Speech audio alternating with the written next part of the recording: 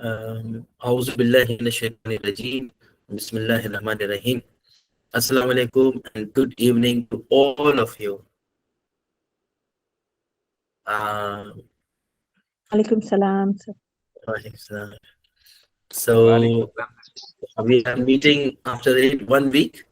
Last we met was the previous set Sunday, and this is the next 8 days. Huh? So I'm not really sure whether you know the objective of this session or not. Huh? So let me be very honest with you people. Tell you the truth behind this venture. Dr. Madhya, can you mute yourself? Yeah. It's called Truth and Reconciliation. Huh? Last Friday, Thursday or Friday. This not this week before that. Okay? Maybe that was 8th November or 7th November. So we suddenly developed a plan to have a crash course for AKT. Okay. And we had a Saturday, Friday, Saturday, 1 day or 2 day in between. And we had to launch the course on 10th because there was no time for us. So it was a very quick and emergency course prepared by our team. And it was not possible without a team effort. Developing so many MCQs, compiling, composing, gathering, reviewing, editing through artificial intelligence takes a lot of effort. So our team stopped all the activities. Voice is not clear? Voice, Dr. Muhammad Ali says my voice is not clear. Is it true? Let me in the chat. Voice not clear. Oh, voice is not clear. Just a minute. Just a minute. Cut के आ रही है. Cut के आ रही है. Let me change the network. Hotel in Karachi, Sadr, where we conducted an MCPS talks course. Today was the not yet. Some better now. No? Still no. This is still not clear. Not clear. Okay, then let me.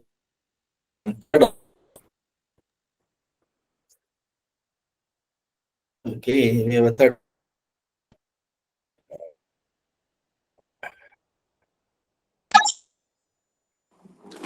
Sir, if you just switch to the audio only, fine that way.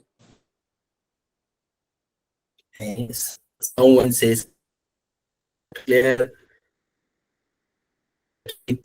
Check the third internet option. क्या होता है? How about now? Okay or not okay? Okay, sir. My hotspot. Okay, better now. Okay, great. We hope that somebody calls on the phone, then it may stop because it's my phone. Chale.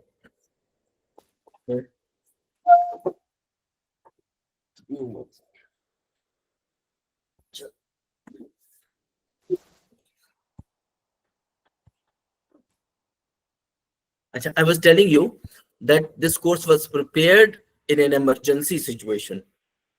The team stopped all activities and worked for 8 days on this course. Okay, so I want to specially thank 4 of our team members.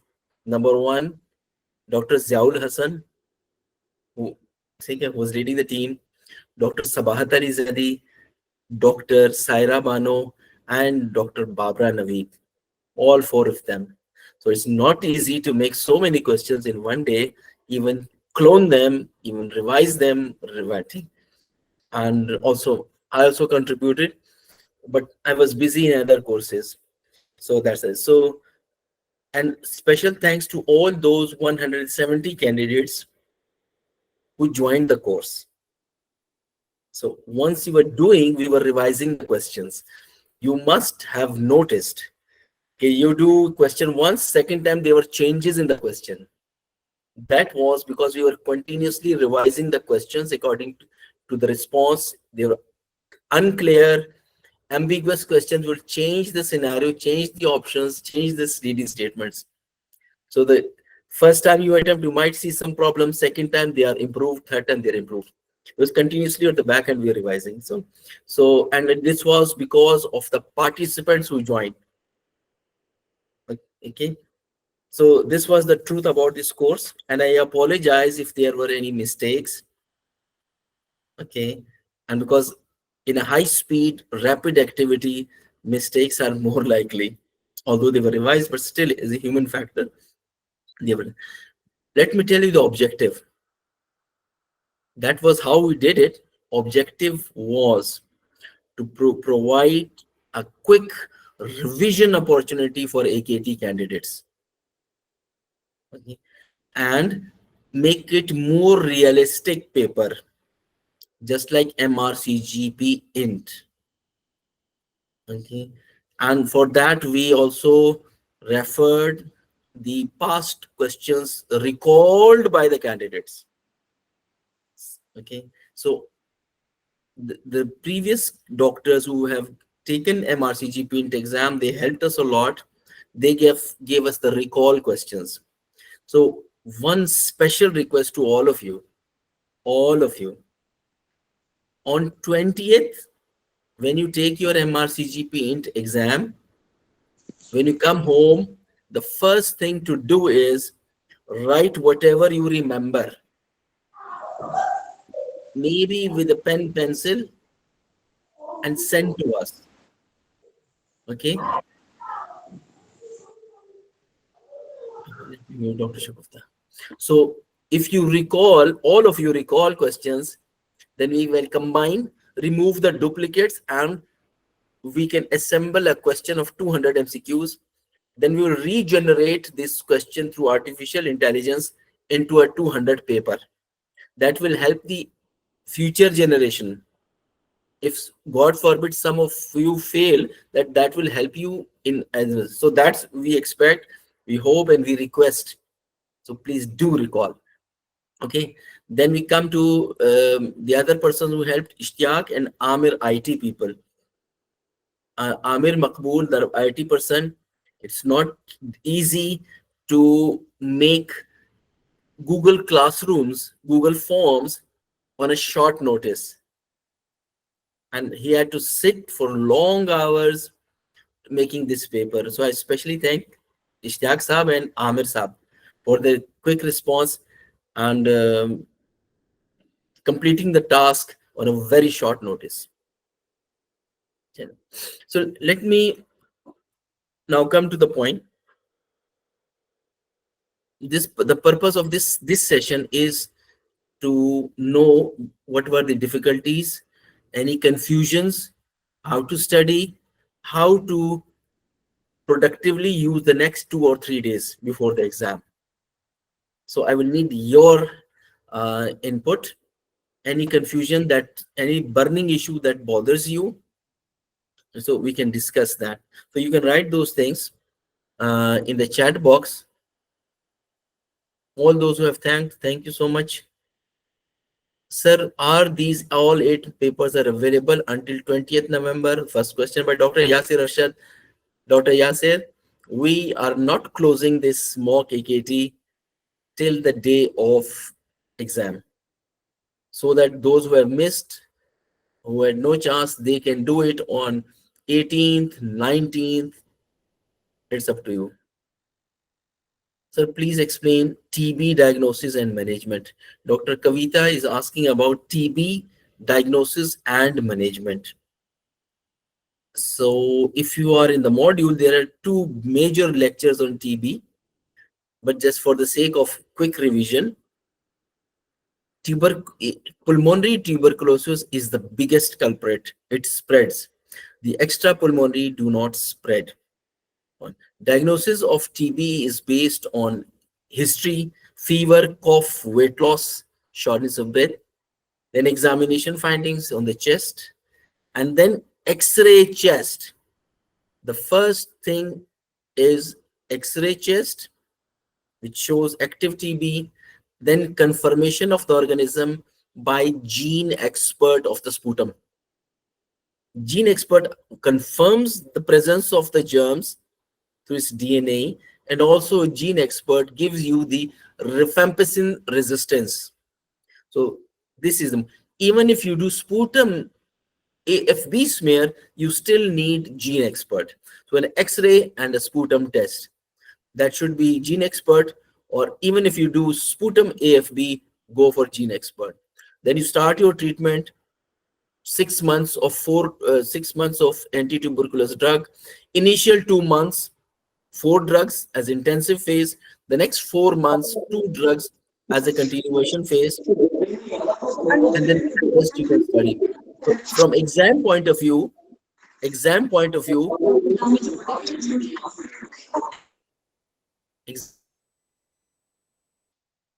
am I clear now? Yes, sir. Chalo. Yes, sir. Yes. Okay. So lost the connection for a second. So अच्छा, okay. Okay, thank you. Chalo. So TB side effect of drug, pyrazinamide starts with P. The side effect is pain in the joints. Treatment is paracetamol. All three starts with P. Ethambutol starts with E. Side effect is E in the eye, optic neuritis or eye side effect. And the treatment is referral to eye specialist. So all E. Rifampicin starts with R. Common side effect is red discoloration of the urine, the sweat, the body fluids. And the treatment is reassurance. So all start with R. INH has N. Common side effect is neuropathy. And the treatment is pyridoxine having N. So these are the 4 side effects. So exam can ask about side effects. They can ask you a patient with ATT develops jaundice. Jaundice is a side effect common to all 4 drugs. So you have to stop all 4 drugs and then add one by one once the jaundice settles. They can ask you contact tracing of the TB family. So contact tracing is important. Contact tracing, you have to call all the family members, number 1. You have to take history from all family members, number 2. You have to examine all family members, number 3. Okay. And then do a chest X-ray on all family members to rule out active TB, number 4. Once you rule out active TB, then you have to rule out latent TB by a test called IGRA, I-G-R-A. Fine. That's the steps. History, exam, chest X-ray, then IGRA, 4 things. 2 groups of people do not require IGRA. They are put on INH prophylaxis directly, and the one of the group is people living with HIV, and the second is children less than 5 years, where after ruling out active TB by chest X-ray, you start them on INH prophylaxis. In exam, they can ask you the duration of INH prophylaxis. For children and all others is 6 months. For HIV, it's 36 months, 3 years. Okay. So this is some of the angles from which examiners can ask about question in TB. Achha. Next questions. To go back to Dr. Kavita's question. Doctor, family physician. Almost all topics you have included, sir. All the time we read from past medicine. Now some MCQs, new ones are taking more time. Pakistani network problem will solve soon into 2050. Dr. Yazir, naughty. Acha. Dr. Shahira Hashmi. Sir, when you switch to just audio, it becomes clear. Acha. Chale, that's good option. Very good option. You don't have to see my face. Stopping the camera. Good one. Thank you. No, sir, now is clear. It was the previous message. चले, आप okay. आप अपना चेहरा दिखाएं sir. अच्छा ठीक है. ठीक. Then Dr. Fayaz Jilani. Sir, I am also staying in hotel at Sadar Karachi. Come from Maldives for preparation. Lucky to have you crash course. Hey, I am also staying in Sadar Hotel. Ah, good. So you have Maldives to preparation. Lucky. Acha, for preparation. Wow, good. Acha, good. Dr. Javed Iqbal. Sir, please kindly tell about latest guidelines about diabetes. Nice guideline was last updated in somewhere in 2022. So 23 had a lot of changes. So nice guidelines have not been updated, but the others have been updated. See, so there's a lot of gray area. We don't know how they will make paper. But two things you should remember: new developments in diabetes. Two new developments. Number one, two drugs have been found to improve the survival in patient. Number one, gliflozins, empagliflozins, dapagliflozins. So the gliflozins have been found to improve the survival of patients, just like statins. That's why, apart from anti-diabetic effect, they improve the overall survival. So they have now come to the top, equal to metformin, and then gliflozin, empa. Okay, so this is one change you should remember. The second is now the GLP-1 analog, the semaglutide, Ozempic, is now, because of its weight reduction, it helps in obesity and all the obesity related things like hypertension, dyslipidemia, all the other stuffs. So overall it gives a lot, and it's now widely available. Now cheaper versions are also available. Now GLP-1 analogs, now from bottom they have gone to the top. So metformin, empagliflozins. So GLP-1 analogs are now challenging the insulins. If you have such drugs, you can avoid even insulin. So two changes: empa important, GLP-1 is now important because of effect on the obesity. These are the new changes. Next, Dr. Mehreen Malik. Sir, paper based may pencil 2 HB or 2 HB would be readable by Dr. Mehreen, provision of paper pencil is the duty of the examiners. You don't have to bring your own pencil, because the bubble sheet and the pencil is responsibility of MRCGP Int or any other examining body. Don't worry about the pencils. If you want to bring one pencil because of your anxiety, then the dark pencils, I don't know the number, maybe 2 HB is the dark one. So take the dark ones. Please tell latest guidelines on diabetes just mentioned. Frank Doctor. Oh, very frank. Thanks for your team to great work. Thank you, sir. Jazakallah. Dr. Mariam, please tell, in paper-based, we have to take medicines for exams to exam centers. We have to take medicines to exam center. Essential medicines like inhalers, maybe drugs, maybe EpiPen, whatever. These are basic human requirements. You can take them on plane. You can take them to exams anywhere. Medicines are allowed. Digital equipment is not allowed, whether a watch, whether a calculator, whether a mobile. These are not allowed. Medicines are allowed. Not the junk food, juices and chips and chewing gums. No. Medicines are human rights. The next, Dr. Alia Imtiaz. Thank you, sir. Most welcome. Those who have thanked us, salute. Most welcome. Dr. Kavita Salvaraj, your MCQs helped a lot in the last days. Dr. Kavita and all others who have benefited from these MCQs, second request. Our objective was to give a quick revision to all candidates, to help them to polish, to give them idea about the real exam. If you have benefited, Dr. Kavita, please share. Last 2 days, it's open for everyone. Those who have not attended the course, you think they can benefit, please share with them. Okay? Ask them to at least do some of the papers before the exam.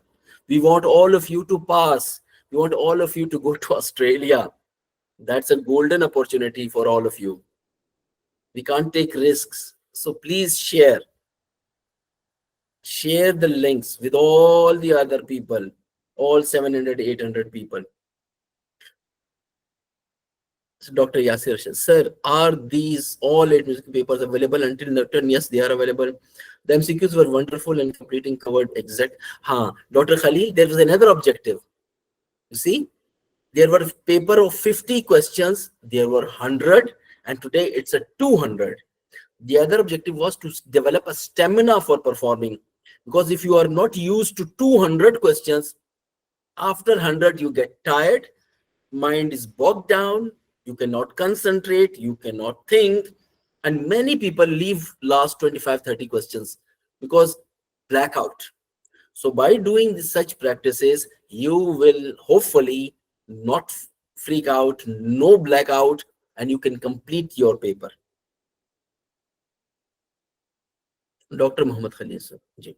Dr. Muhammad Ali, sir, explain cervical screening of HPV and pap smear according to the WHO guidelines.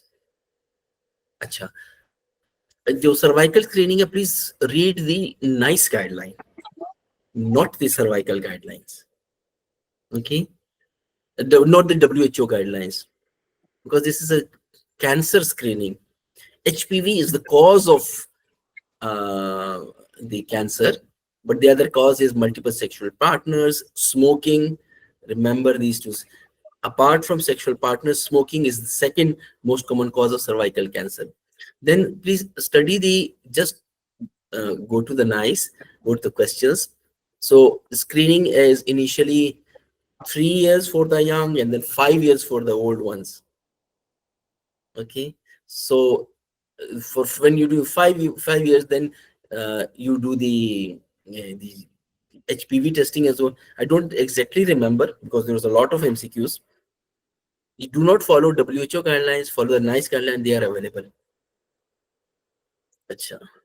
So please explain poisoning points.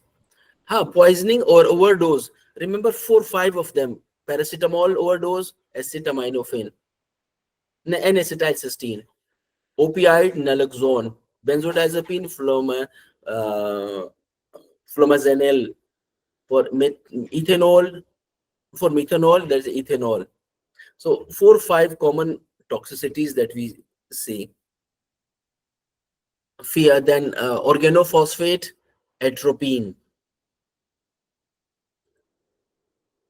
Dr. Javed, I haven't read Imran file. Are they compulsory? Everyone is talking about. Dr. Javed Iqbal, what is Imran file? Imran file is a compilation of our course MCQs from 2017, 18, 19, pre-test and post-test. Dr. Imran Saab compiled our questions and published in the form of a book. So it is very helpful, but the problem is after changing of guidelines, some of the answers are not correct. Otherwise, it's a very good resource. So you can see these are our MCQs compiled by Imran Saab. But whatever we are presenting in this short course, it covers the Imran file as well. You don't have to read Imran file again. This course is covering Imran file. Dr. Amina Andalib says, it's the same mock shared in the group. Yes, Dr. Amna, we shared the mock exam in all the groups so that people know how to attempt. They develop trust. Okay, now we are even last 2 days, we are even sharing the old classrooms so that everybody should benefit. Dr. Farhat Khalil, sir, meningitis में क्या देना है? Both options, except Dr. Farhat, according to WHO, the drug of first choice in meningitis is ceftriaxone, and we have corrected that MCQ. Dr. Farad, that MCQ which contains the two options, penicillin and ceftriaxone is the drug of choice. 2 gram stat, and then in hospital 2 gram morning, 2 gram at night, 4 gram. The maximum dose of ceftriaxone is given in meningitis, and in children it's 100 mg per kg. Okay? But the maximum limit in children is 4 grams. Okay, we cannot exceed 4 grams either in adults or in children. The next question, Dr. Exam pattern basically different from MCPS? No, it's similar, but the questions are slightly more tricky, more difficult. Dr. Madihar Yasser, please explain how to differentiate hemophilia from, oh, please, these questions may not come. ITP is low platelets, hemophilia, von Willebrand, we don't have to worry about.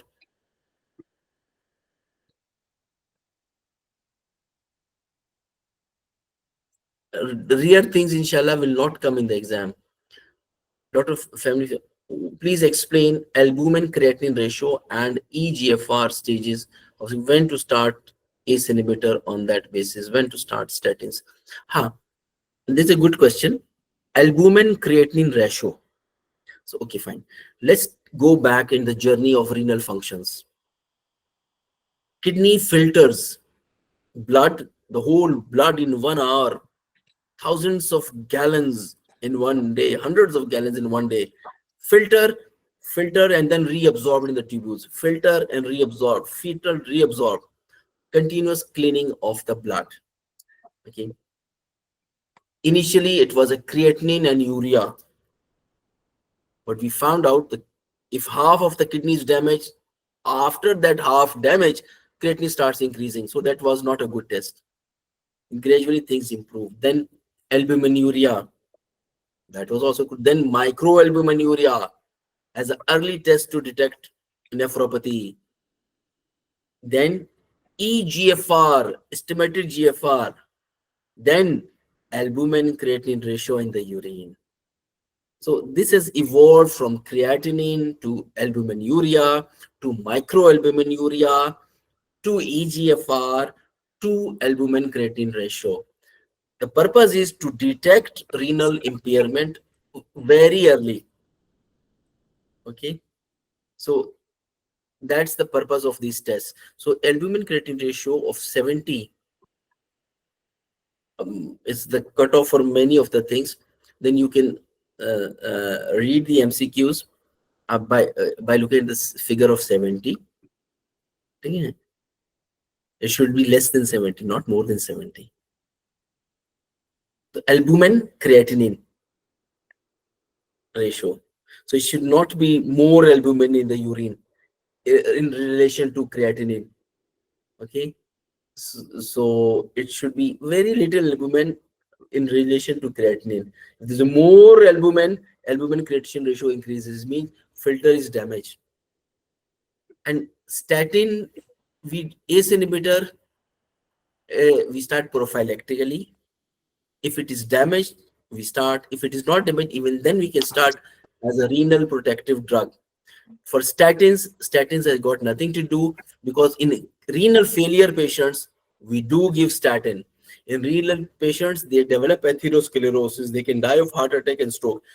So statin has got nothing to do with the problem. Metformin may be something that we need to consider. Metformin, EGFR, and albumin creatinine ratio. Okay. ACE inhibitor to all of them in renal dose. Statin, no issue. How to scenario of lymphoma from leukemia? Lymphoma and leukemia.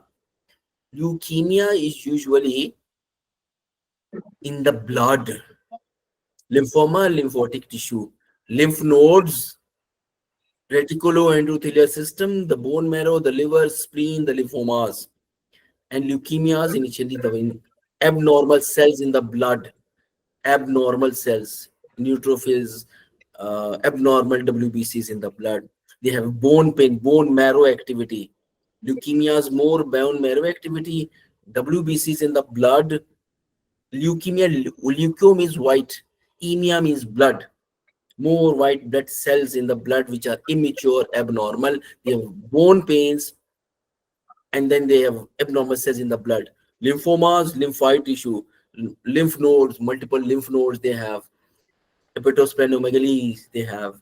Bone pains, yes, they have. So that's how we differentiate. But for a GP, if we detect bone dyscrasia, blood cancer, whatever it is, if we detect either by lymph nodes, hepatosplenomegaly, or CBC with peripheral film, we are successful GPs will refer these patients to hematologist or oncologist. So our role is not to differentiate between lymphoma and leukemias. Our role is to detect, suspect, and detect blood disorders and promptly refer them to the specialist. So we are GPs, we are not specialists. To get 1 year diploma certificate. Oh, no diploma today. Diabetes management in nutshell. A big topic in nutshell. Okay, fine. Nutshell explanation of diabetes. Diabetes, number one, most common type of diabetes is type 2. GPs should be expert of type 2. Type 2 is basically insulin resistance.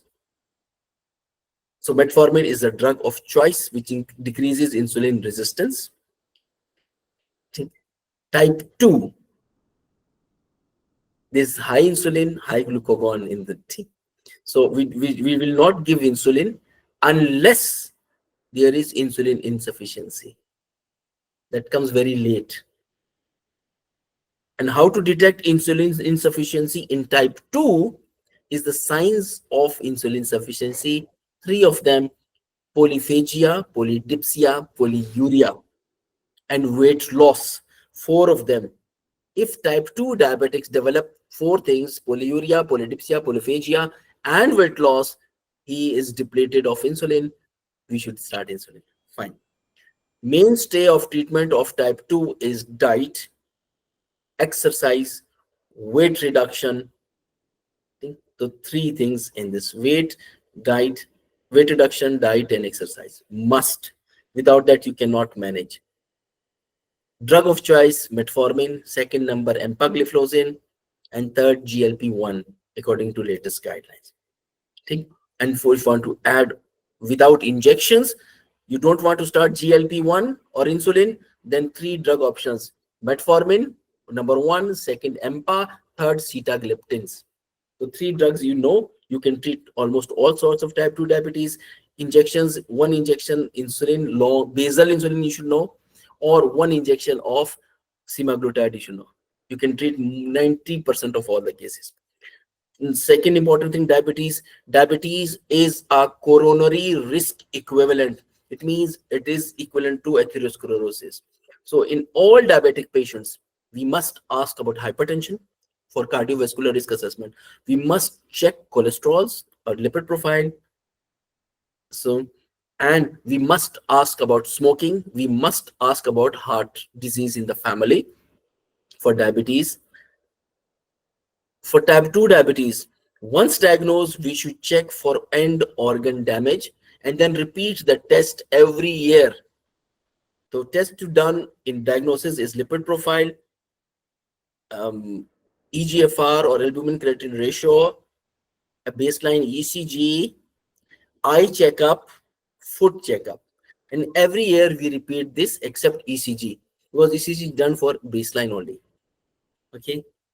And then we should study about emergencies. One emergency is hypo, sugar goes down. The other 2 are hyper, diabetic ketoacidosis, and hyperosmolar. So we should learn this. And then we should know in diabetes the targets. For most people, the target of HbA1c is 6.5. For those, there is a chance of hypoglycemia or they are elderly or hypoglycemia can be dangerous for them, then for them it is 7 or 7.5. Otherwise, target is 6.5 for everyone. Okay. Diagnosis: if there are symptoms of diabetes like urine and other, 1 test is enough. Those who do not have symptom, then either Then you need 2 tests. See, and to confirm the test, fasting or HbA1c, whatever you want to do, or OGTT, whatever you do, you need to confirm this in asymptomatic. For symptomatic, 1 is enough. Okay, so these are the nutshell of diabetes, but it's a very big topic. Please, you should study diabetes in and out.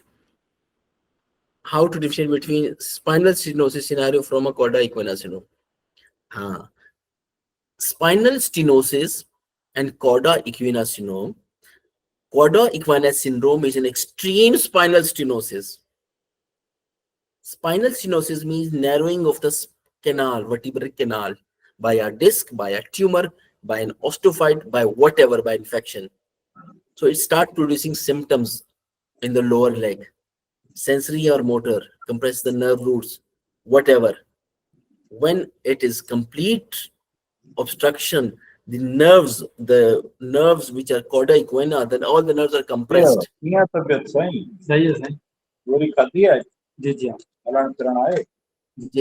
So cauda equina is the extreme form of spinal stenosis, where the cauda equina is completely pressed. Then you lose the parasympathetic system, this motor system, pain and numbness in the legs, perianum area, S1, S2, bladder bowel dysfunction.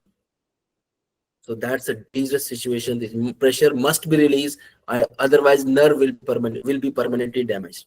Okay. Spinal stenosis can cause sciatica, can cause pain, can numbness, but extreme is cauda equina.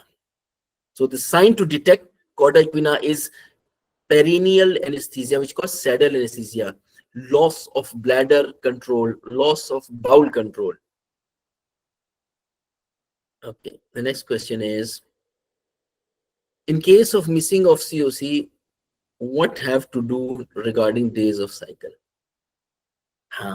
See, very easy to remember. If you taking OCPs and you miss for a couple of days, you have to take the pills, but you need a safety net. That is using a barrier method for the rest. You complete your cycle, but use barrier methods. Okay, because you don't know what will happen. You need a second method if you miss pills. And if you are not taking pills and you had sexual intercourse unprotected, then 72 hours you can take oral tablets. After 72 hours, copper T. So this is the 72 hours, go for emergency contraceptive, hormonal contraceptive.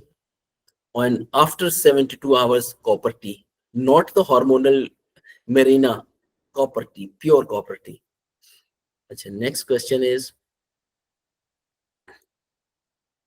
Q risk 2 for Q risk 3, Q risk 3.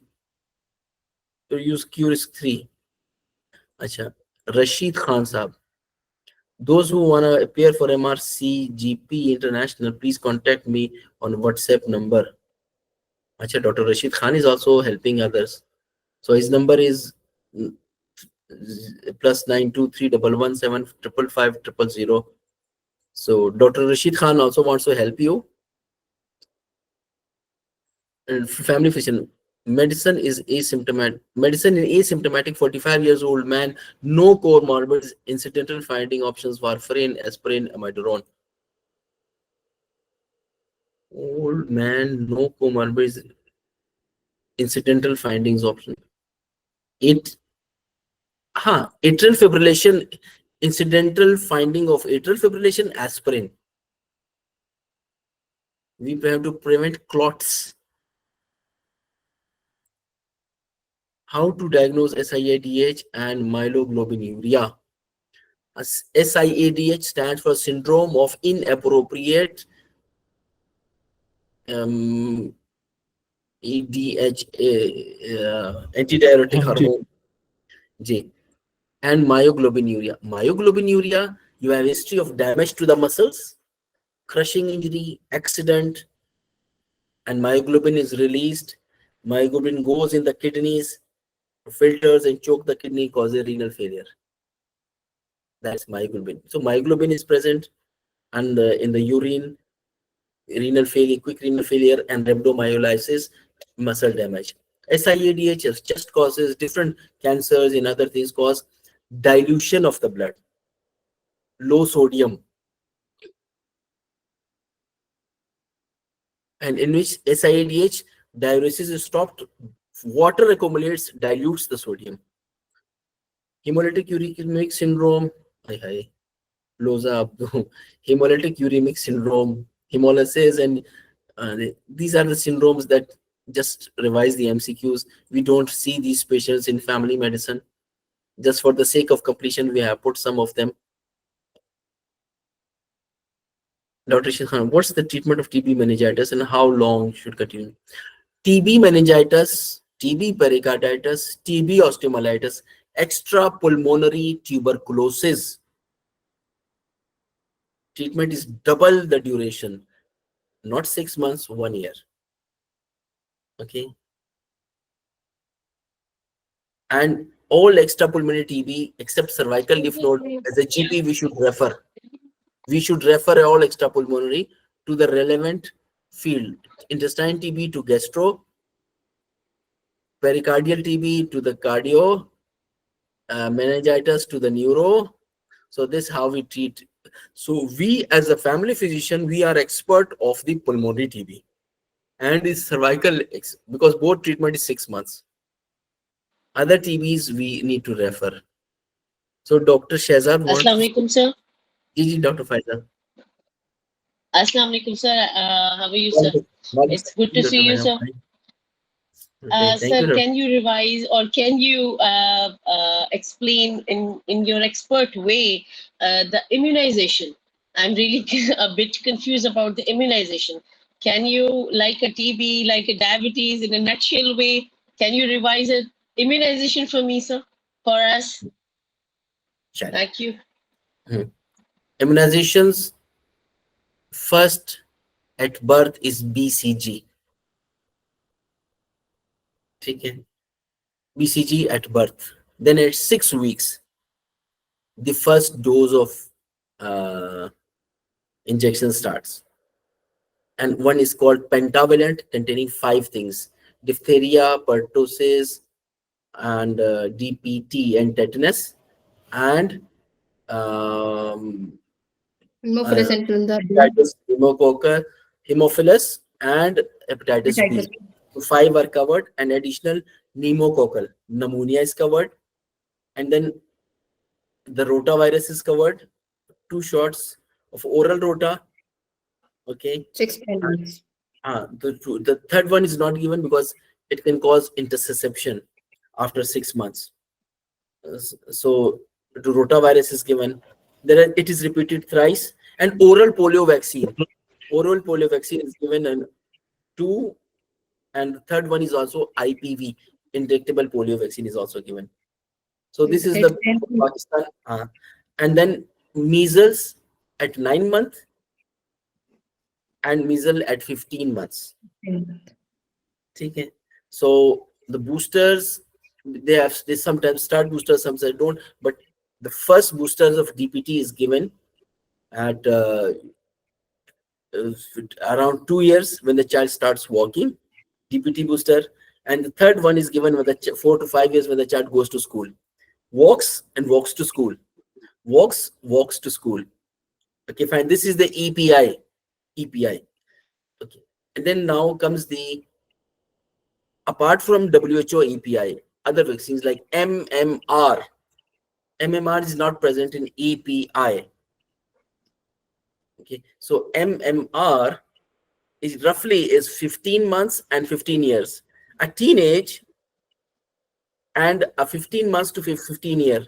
So this can be rough and as a rough to remember. Hepatitis B in adults. Hepatitis B in adults and tetanus in adults, more or less similar. 016. Hepatitis B 016 in adults, tetanus 016 at adults. This is primary vaccination. Fine. The other is pneumonia and hemophilus. No, pneumonia and influenza. The 2 couple. That vaccine, pneumonia once and influenza everywhere. to all the patients with heart disease, all the patients with lung disease, all the patients with renal organ failure, hepatitis failure, all with diabetes, so 2 vaccines are recommended for these patients: lung, heart, diabetes, kidney failure, liver failure, 1 pneumococcal and influenza every year. See, this is the yes. Man's WY, these meningitis vaccines should be memorized. Which meningitis? So there is a vaccine schedule that MENC, Man C, Man B, Man C, WI. These vaccines also included in some immunization schedules. No. For immunization, we have to follow WHO, not NICE. Now, not Fast Medicine, not NICE, not Oxford. So the guidelines for MRCGP Int is follow the NICE guidelines for non-infectious causes. For infections, infection related, follow the WHO. That's how we discuss. So exam oriented, few other things regarding vaccine can come. For example, a patient with accident, a roadside accident, tetanus, what to do?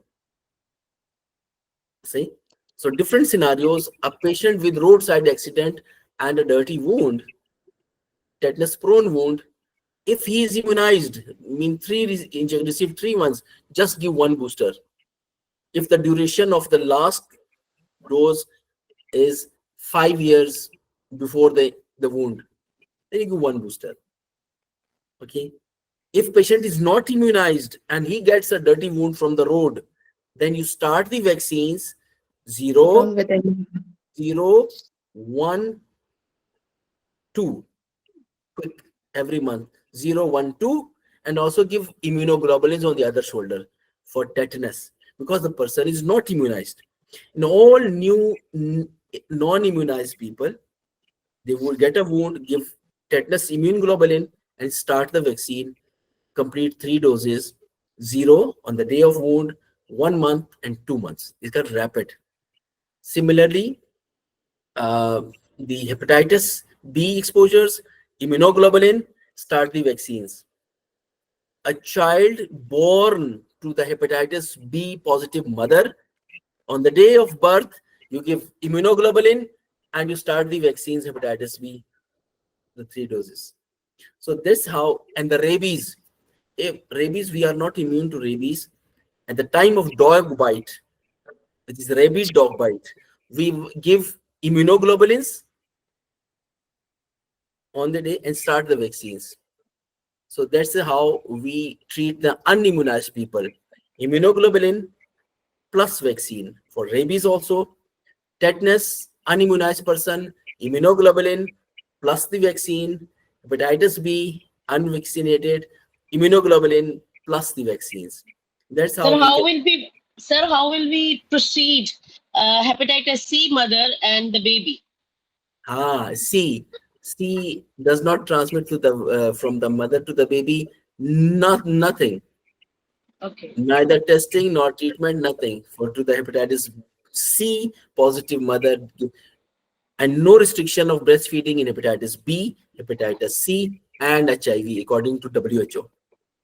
No restriction of breastfeeding for B, C, HIV. Sir, I am a little bit confused about one question. I have one question. Today only they sent us a mock. It was a question number 17. 40 years old man presents with the vomiting, diarrhea, and paralysis of his limbs. He took the canned food for last day. His power in limbs is 3/5. Which laxative will make bloating worse in this condition?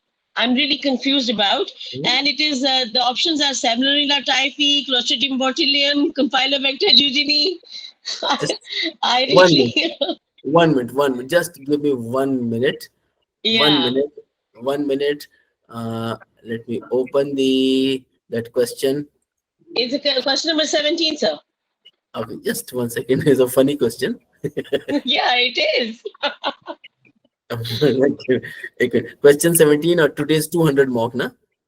Chale, I'm opening that document. Yes, sir. Today's 200 mark. Okay. What laxative? Yeah. Like a typing mistake. That अच्छा, is it. November 17th, question number 17. Oh, what laxative, huh? Chale, question number 17. Yeah, it was like, yeah, No, no. A patient with diarrhea, you want to give laxative, huh? Hey, that must be a typing mistake. Yeah, I understand, sir. But so what is the question then? I think maybe as the organism, I think. It says Clostridium botox, जो botox वाला Botulium, होता sir. है, botulium. Botox nahi, sir. Botulium, yes. हाँ, Canned food, na? canned food. Sir, Assalamu alaikum, sir. I have a question. After PCI, for how long we give metoprolol?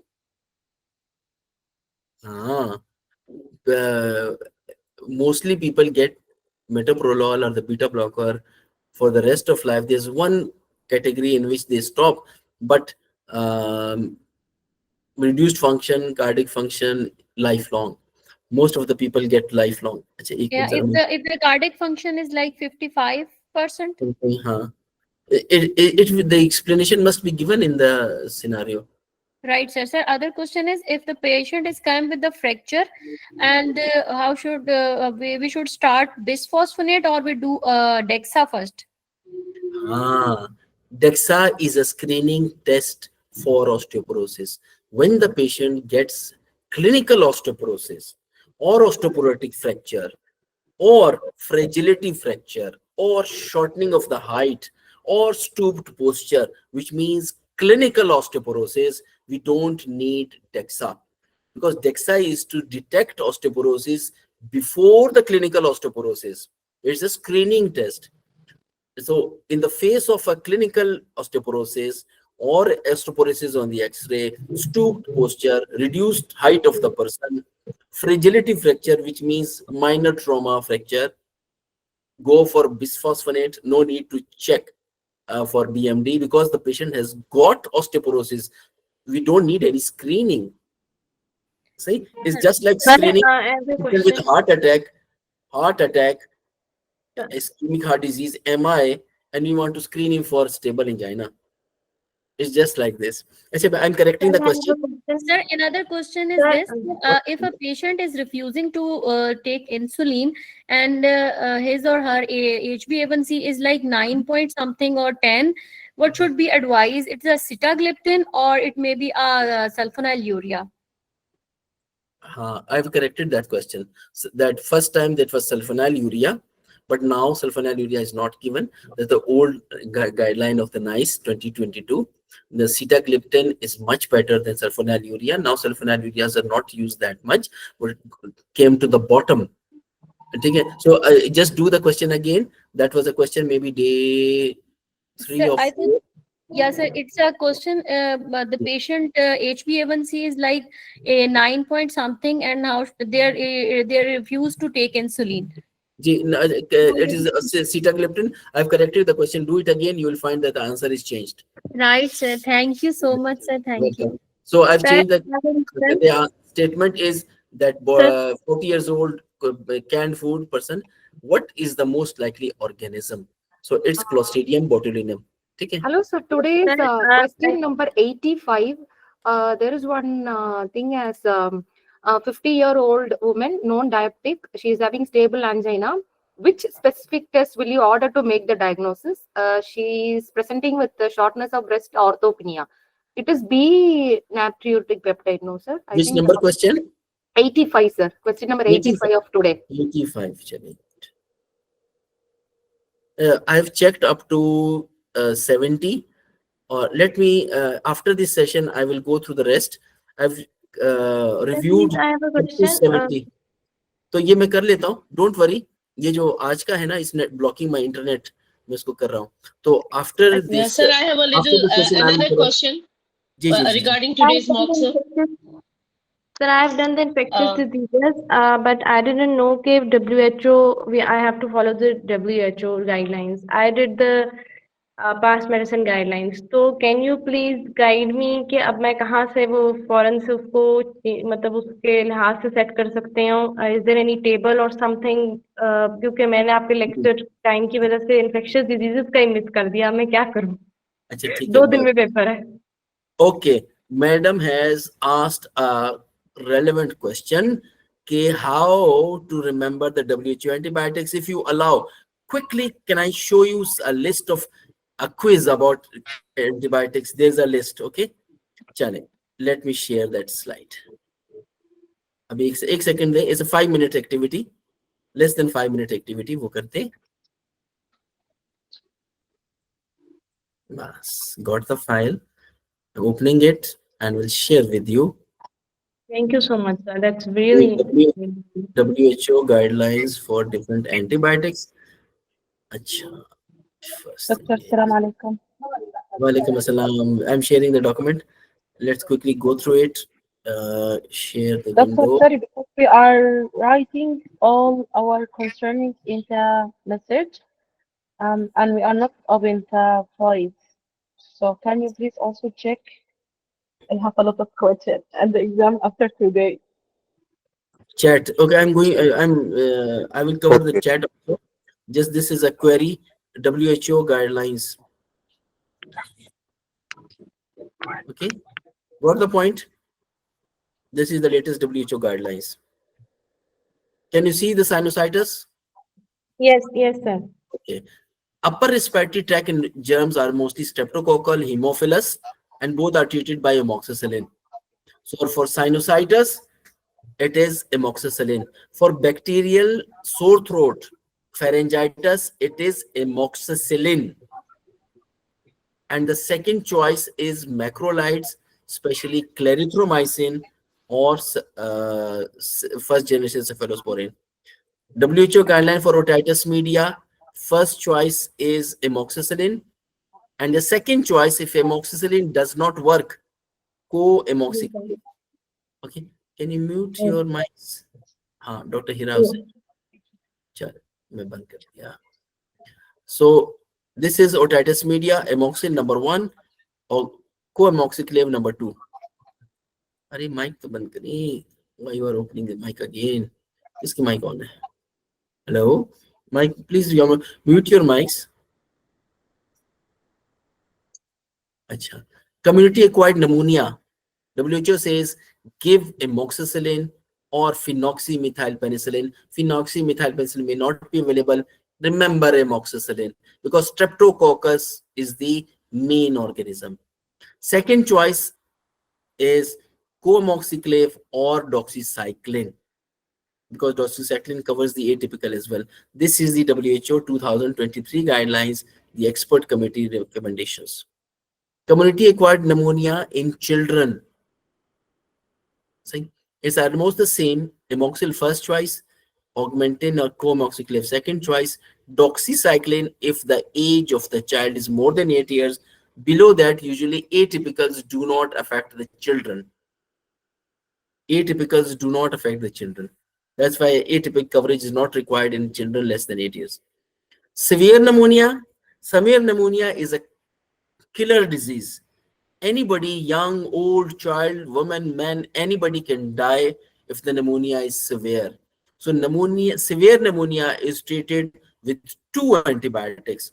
One is third generation cephalosporin and the second is clarithromycin. Okay. And the second choice is co-amoxiclav plus clarithromycin. One of my favorite prescriptions, co-amoxiclav plus clarithromycin. You can treat any severe pneumonia. I prefer to use the second choice, but sometimes we choose the first choice as well. Ceftriaxone plus clarithromycin. Now come to the severe pneumonia in children. Either co-amoxiclav IV or cephalosporin. You must have noted when the children come to hospitals with severe pneumonia, they give cefotaxime or ceftriaxone. Cefotaxime is given 3 times a day. Ceftriaxone is given once a day.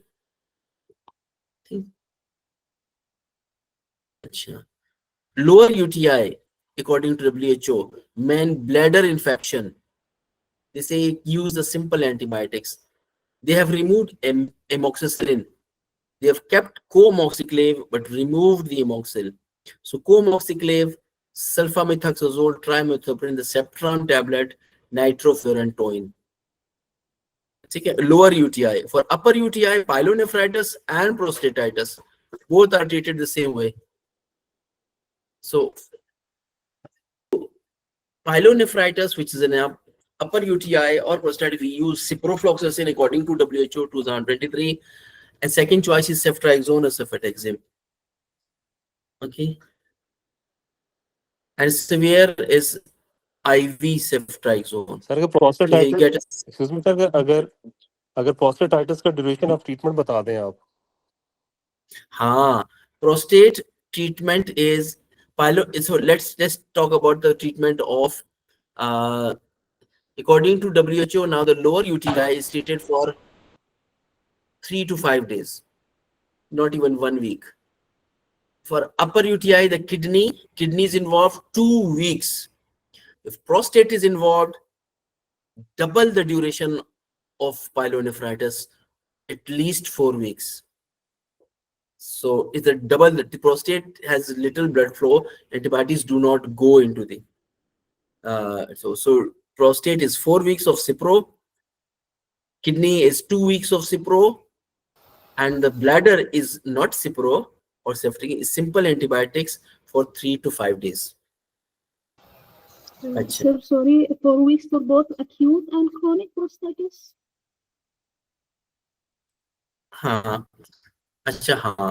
So this is, if I think it is Sir, for please share this file in group as well.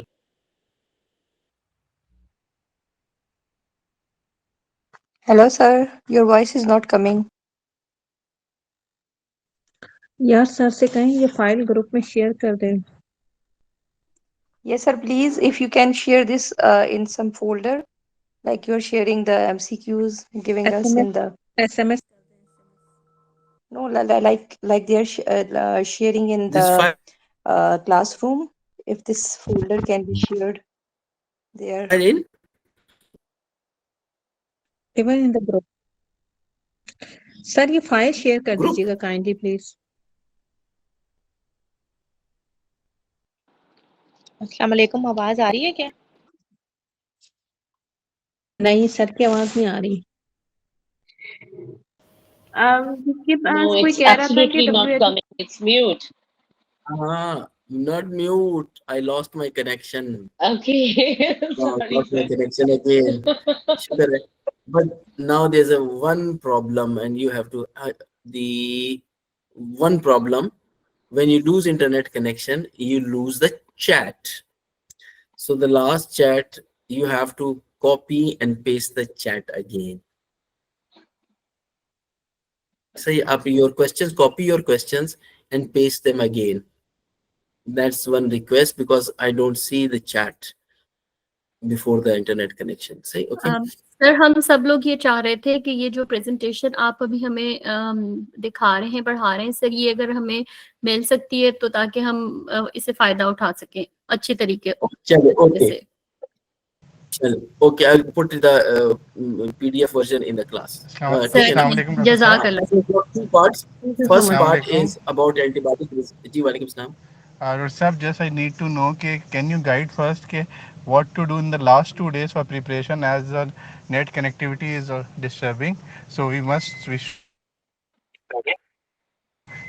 are the steps to prepare for last 2 days for MRCGP, and what are the key topics and key revisions? First, kindly tell these topics, then discuss the MCQs. Very good. Safety netting. Discuss safety netting. If the net goes down, at least we should have some idea. So Thank you. just to give you an idea, MRCGP and all other family medicine exams, see, they cover medicine, surgery, gynae, peds, psychiatry, dermatology. I think in medicine, questions regarding general medicine, infectious disease, cardiology, pulmonology, gastroenterology, nephrology, rheumatology, endocrinology. These questions are gathered together, which make almost 30 to 40% of the questions, the medicine and allied. Then the next, surgery and allied. Surgery and allied means the general surgery, orthopedics, urology, eye, ENT. The next bigger chunk, maybe 20% questions from this. The third number questions really come from psychiatry, gynae, peds, maybe 15 to 10 to 15% from each. And the last is miscellaneous, like some ethics, some research, some geriatric care, terminal care, and dermatology also. Derma picks So do also we have come. the questions regarding evidence-based medicines? One or two questions about the research or evidence-based medicine or epidemiology. Not. अस्सलाम वालेकुम sir. वालेकुम सलाम doctor Yunus. Sir हमने तो आपकी videos cover की थी MRCGP के लिए, तो अभी टाइम नहीं है, तो स्टैटिस्टिक और ये पैलिएटिव केयर का तो रह गया है। अब क्या करें, इसको छोड़ दें या कुछ इंपॉर्टेंट हैंड्स दे रहे हैं सर? 2 दिन है या रिवीजन कर रहे हैं? Questions have been covered. Terminal care has been covered in yesterday. लेकिन सर उसमें अभी सीखना भी है ना, तो टाइम नहीं दिया, पहले वीडियोस में नहीं बताई ना sir. Okay, fine. You do class. अच्छा, those, the one thing you can do is repeat this mock exam. We are keeping it open at least for take one day and do all the mock exams, all the 7 or 8 exams once again. So that's the biggest yield. Okay, you sir. don't have time to revise. So revise the MCQs. That's the best thing. Read the educational points of the MCQ. Many times you get a question right, not because of this MCQ, but because of explanation in the MCQs. So yes, sir. The highest yield activity, the practice, the manual practice, the mental practice, the quick revision are MCQs. And as adults, we learn more when our mind is challenged. So MCQs challenge our mind. That's the best thing to do. So okay sir, thank you. लेकिन ये statistic के बारे में अगर कोई special subject बता दे। one question, two questions. Epidemiology, what is sensitivity, what is specificity, is this incidence or this is prevalence? That's very simple question, basics. Okay, sir, no need to cover it, huh? Arey yaar, Sir, is there any difference between Ritter syndrome and reactive arthritis? Reactive arthritis and Ritter's? Yes. Ritter syndrome. Is different. there any difference between? Yes, and I've covered. Have you read the explanation in which this was written, also known as reactive? That you're talking about that MCQ? Yes, sir. Corrected that. It is corrected. Okay. Reactive arthritis. Okay, sir. Reactive arthritis is just a reaction to an infection. 2 to 4 weeks after the infection, you get back pain. You can migratory joint pains. Sir, there is in the current mock, there is a question number 58. It is written that a 22 years old man presents with the pain, swelling, and stiffness in his right shoulder and left ankle for a week. The joint pain keeps changing location. He also reports persistent lower back pain that worsen at night and improves with activity. He had an episode of gastroenteritis 4 weeks ago, which resolved its own.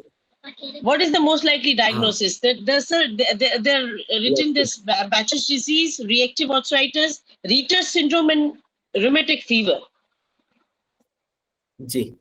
Reactive. Reactive arthritis, right, sir? Let me revise. Let me revise these spondyloarthropathies. Okay, number one. Reactive arthritis means after infection, you get a reaction. This is reactive inflammation of the joint. It is migratory, joint pains, peripheral joints, back pain. Okay, fine. Let's build on this. In Ritter syndrome, Ritter, we have back pain, fine. We have joint pains, fine. We have urethritis, urinary complaints, and we have conjunctivitis. So eyes, joints, and urethra. So that how to remember it in Ritters. So can't see, can't climb. You can't see? No, there is a sir. formula to memorize. No, please continue, sir. Please continue. Can't pee, can't see. Yes, if somebody, the urine problem, you are ashamed, your eyes are red. These are Ritters. And Behcet is just like Ritters, but mouth is also involved. You get mouth ulcers, you have back pain, Yes, mouth joint pain, ulcers. urethral problems, eye and mouth. When the mouth is involved, is called patient. So reactive, no eyes, no mouth, no urethra. Reaters, urethra and eyes. Bashet, urethra, eyes and mouth. So how to differentiate? Okay. The reader is a chronic disease and reactive is a temporary. Is that like that? Reactive is a reaction you need Reaters, associated yes. like after that. Yes, self-limiting. Just give NSAID, non-steroidal anti-inflammatory drug to the reactive arthritis, and it settles on its own. For readers and others, you need to refer all of them. Reader, Behçet, ankylosing, psoriatic, gut GI related. So the group of disorders which cause back pain, stiffness consists of ankylosing spondylitis, top of the list. Then the readers, Behçet, reactive, psoriatic, psoriasis, and IBD related back pain. Sir, ethics regarding ethics, please, very important. I want to ask because ethics questions they apply to UK. Should we do or what? Very good question. The ethics principle applied to UK. Do we have ethics principle from Pakistan, India, Bangladesh, developed world? No, we borrow these things. We borrow these rules from the West. That's why we have difficulty in applying. So we'll follow the nice guidelines for the ethics. Not sir the ये सीवियस risk assessment में Can I कोई ask about to the है या chicken pox in the pregnant? one.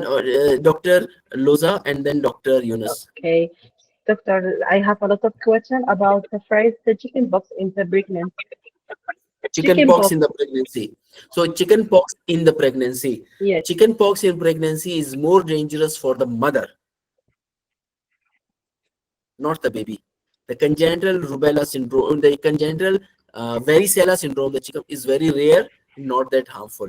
So chicken pox in pregnancy, if the mother is exposed, but she has not developed rash as yet, immunoglobulin is the treatment of choice.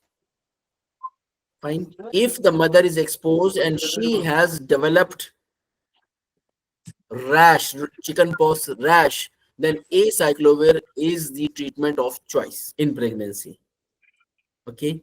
So when before the rash, woman is exposed, give immunoglobulins. After the rash, give acyclovir in any trimester.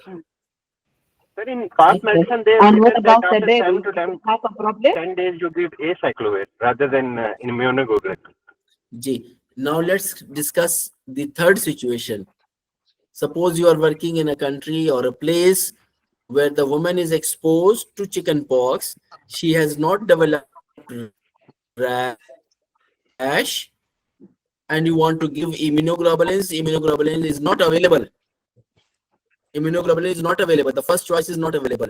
Then you give acyclovir even before the rash to prevent the rash instead of immunoglobulins. Okay. I needed to make any antiviral antibody for her or no? Antiviral antibodies? No. Acha. Then comes another situation. Dr. Loza, very good question. Suppose the woman says, I have got chicken pox in the past. Okay, oh, yes. Then you can check the varicella antibodies. If she has antibodies, then she is immune. So we are talking about a non-immune person. Non-immune And person. if they have in the past, no needed to add anything.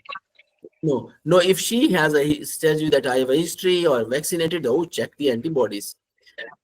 Does not know nothing, then you go for treatment, immunoglobulin and varicella. If there is a option, there's a choice that she's got the infection or she is vaccinated, they check the immunoglobulins. If they are present, then rest assured.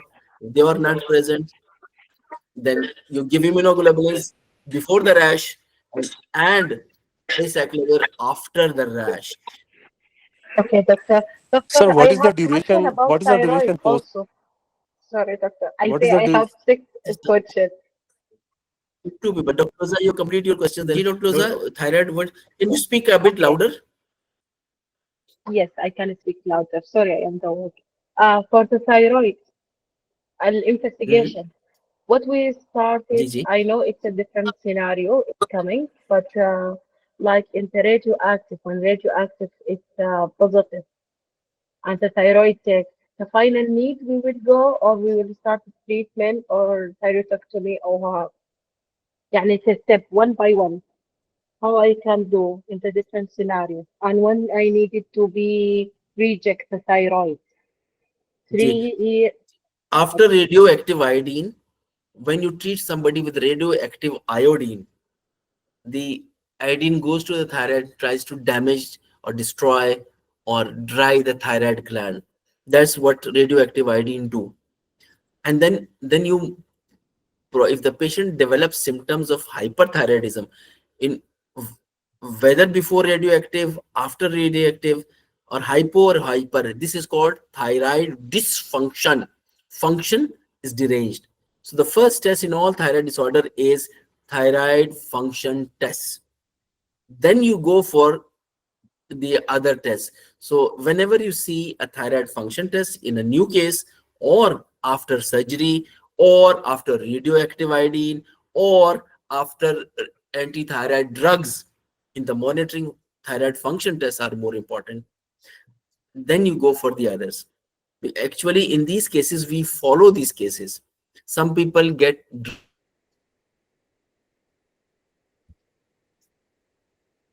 drug, but if she has developed symptoms, then the symptoms and monitor the symptoms. Gradually, the thyroid gland will dry out. So thyroid function test always as the first test in all thyroid disorders. Chale. Sir, I have a little question regarding this. Sir, I did not remember Dr. the actually Yunus was question. waiting. Dr. Faisal, Dr. Yunus was waiting. Oh, sure. The hero. Shahid Afridi, Shahid Afridi तस्वीर है doctor Yunus, your तस्वीर, your picture. Sir मेरी है sir.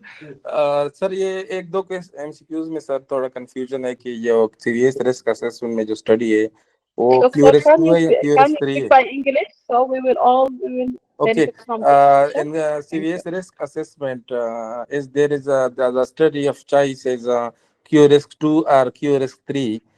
In a few questions I saw in there was QRISK 2 for Asian, but QRISK 3 for only UK. But in another one, I saw QRISK 3. So what is the correct one? Now, yeah, this is a very good question. There's a lot of confusion that now they are using QRIS3 for everyone now. So yeah, as far as I remember, they use QRIS3 now. What there is QRIS1, then 2, then 3. They have added more parameters. Sir, I So have you a go for question. I have a question. Yeah. So there is So for the heart evaluation, what we if a wife is sorry. died, if a wife has died like 4 months there and he's like hallucinating or he's like seeing his wife or some depressive element is there, तो उसको हम normal grief बोलेंगे या sir हम उसको depression बोलेंगे? It's called, we call it not neither depression nor normal grief. Abnormal grief, when the duration is prolonged, we got prolonged grief. When there are abnormal symptoms which are not normal for human being, and the grief like hallucinations, talking, inflana, called abnormal grief. Normal grief It's not called a depression. Like if no, he's thinking. Okay, right. Thank you, sir. Thank you. Sir Sir, एक question है sir. in a person when somebody close to you dies. After the death, you dukh, gham is called grief or bereavement. So that's a normal where everybody cries, but that's not depression. That's grief, dukh, gham. And you miss people because the gham, dukh, the sadness, this feeling of losing. That's not depression. Depression is first two things. Have you lost interest in things you were doing before? Have you low mood in the past 2 weeks? And then all other four, 5 other symptoms: sleep, appetite, libido, worthlessness,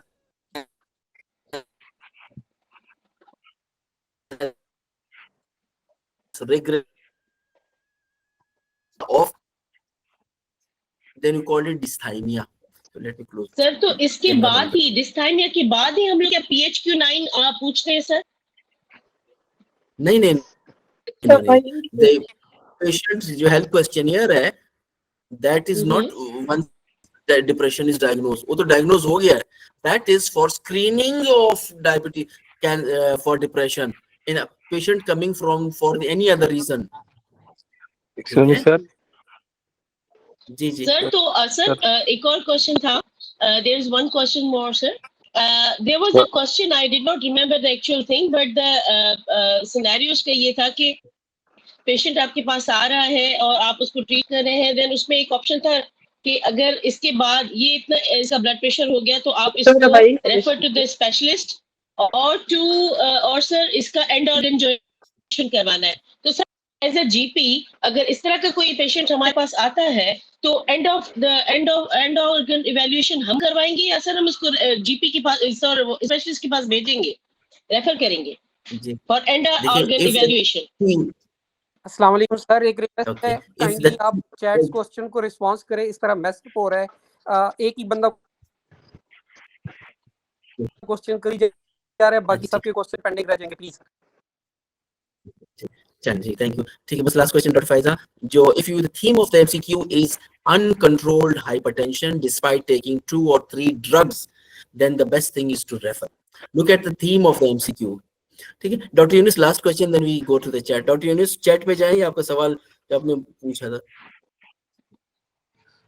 chat पे जाओ. Sir ये एक thank you so much sir, question thank you मैंने सो पूछा much. था sir जी कि mania और sir mainly what is the difference main differentiating point between mania, schizophrenia and bipolar and their treatment, only summarize only. Okay, fine. So just quickly, bipolar and mania are same thing. Mania uska one name, and bipolar means sometimes they go into depression, sometimes into hyper mood. In mania or bipolar, mood is elevated high mood. They laugh, they talk loud, they spend a lot of money, they do not sleep, they eat a lot, they wear bright color, red shirts. So mood is too much abnormally elevated, and they don't have any idea.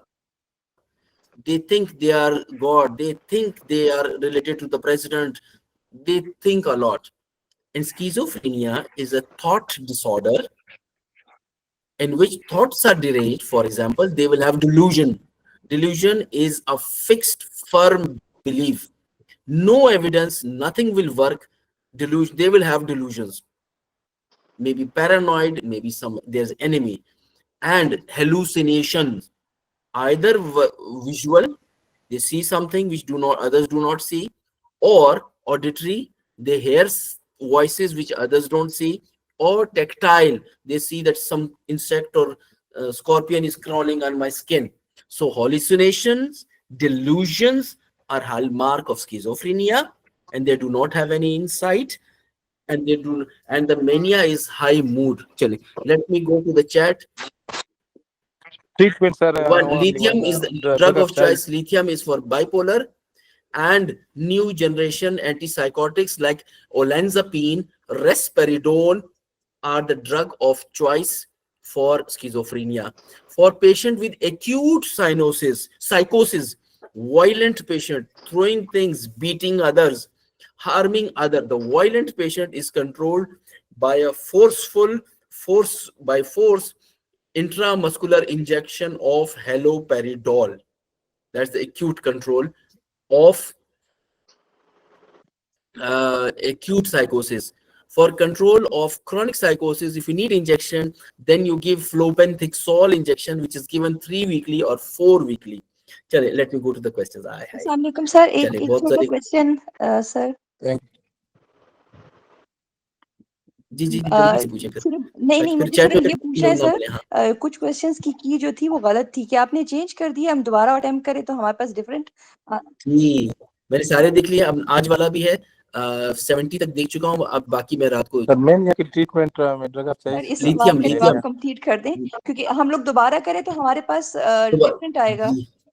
Ji the questions which were you had difficulty, वो मेरे पास result आ जाता है. और उसको revise करके many questions I have revised, corrected the keys, corrected the explanation, corrected the thing. ठीक है ना? This was the third check and balance जो अब कर रहे हैं. और doctor Yunus, lithium is the drug of choice for mania. lithium. Thank you, sir. Thank you. अभी मैं जा रहा हूँ चैट बॉक्स पे. सोनिया, डॉक्टर सोनिया साहब, according to the new updated EPI schedule, hepatitis B vaccine is added at time of birth. अच्छा, ये the birth vaccines, Dr. Sonia, very good point. Vaccines added at birth, either polio or hepatitis B. If you give a vaccine at that, yes, you are allowed to give, but you are not allowed to count this as a dose. Hepatitis B vaccine given at birth is called, these are not count, and the schedule, the other remaining schedule remain the same. Achha, measles and rubella both are given at 9 months, now at 50. Instead of MMRG, Dr. Sonia, thank you so much. Measles and not MMR, it's MR, measles and rubella at 9 months and 15 months. Good. Please read the comments from Dr. Sonia. She has command on this. 9 months. So please. Sir, why not mumps, sir? Why not mumps? It is not included in the EPI. They give only combination of 2, not 3.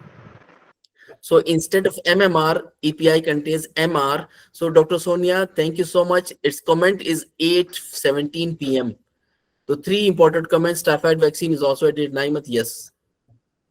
Dr. Madiha Riaz, sir, what are the important stat topics? Actually covered malaria and typhoid already. Please read about malaria and typhoid. That's important. Derma images.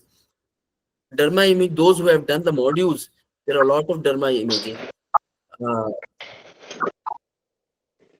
Acha. Sir, please share. You want to have a quick derma? You want to have a quick derma view? Derma quiz? Yes, doctor. Huh? Yes, But sir. Yes, sir. then Derma don't, quiz, sir. It's very important. Yes, don't, then don't. Yes, sir. Mainly Yes, sir. derma related Derma to is our okay. region, Southeast Asia region, dermatological diseases. And kindly, if you can share Okay. this updated EPA program in the classroom as well, that will be very handy. That was changed. We made it in 2021. Now this year we are revising everything because 3 years have passed. Acha, derma देखना है quickly. So let me share the derma. अब आपने बीच में stop नहीं करना. वालेकुम अस्सलाम. Sir kindly contraception का भी प्लीज बताइएगा, वो जो डोज मिस होती हैं इसके बाद जब हम लोग देख लेंगे ये डर्मा का, प्लीज Dose miss हो गई तो कॉन्ट्रासेप्शन का please. continue the schedule. Take the remaining pill, continue the dose, and use a second method of contraception for that period till you get till the patient gets the menses. It's very simple. अच्छा, चलिए 1 minute मैं जरा उस पे डरमा पे जाऊं. That's very important. Assalamu alaikum, sir. Sir, it's a request. It's a request for everybody कि please आपको बोलने दें क्योंकि it's really important what you are doing for us. Thank you so much for that. But समझ नहीं आता फिर बीच में सब बोल रहे होते हैं ना तो. चलिए ठीक है सही. Thank माइक you, बंद sir. कर दिए, बच्चे भी रो रहे जी हैं. sir, please. Thank you. Mic बंद कर दिए. चलें, माइक बंद कर दिए, बच्चे जिनके रो रहे हैं. अच्छा, so I'm sharing the slideshow. Quick review for slideshow. The common things that come in exam. अच्छा, ये sharing slideshow आ गई. Got the slideshow? Got the picture? Yes, sir. Yes, sir. Yes, Yes, sir. sir. So picture, guess what? Nodulousness. Acne. No picture. Acne with sir comedon. So pictures नहीं आ रही it हैं, is pictures show नहीं हो रही है. Acne. Acne. acne. It is acne. There are pustules. There are blackheads. Severe. Wait, you will get a picture. Got the acne picture?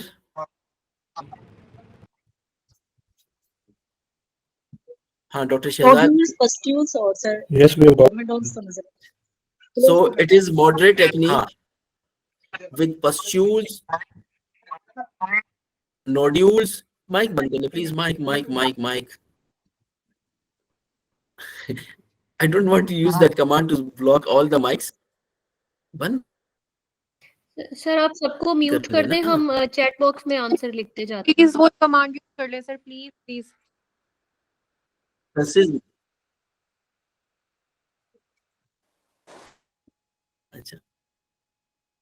So turn on microphones. Okay. So this is acne, because moderate acne, because there is a pustules, nodules, redness, and comedones also. Okay. Screen is not available. The screen people are seeing here. Dr. Shoaib, आप refresh करके देखिए. You can refresh. वो आ रहे. It is others can see. It is available. Yes. चलें. So this is acne. Vulgaris means common acne. So you can see the pustules and the redness. Okay, treatment you can study. This picture is of a patient whose face and the chin are red, and the point to note is redness of the nose, cheek and the nose. The other point to note is these redness is not like the redness of acne, it's a diffuse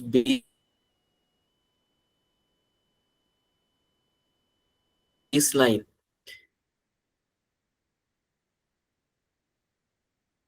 The nose is rosacea. Okay, read about rosacea. Okay, next is, we don't have time.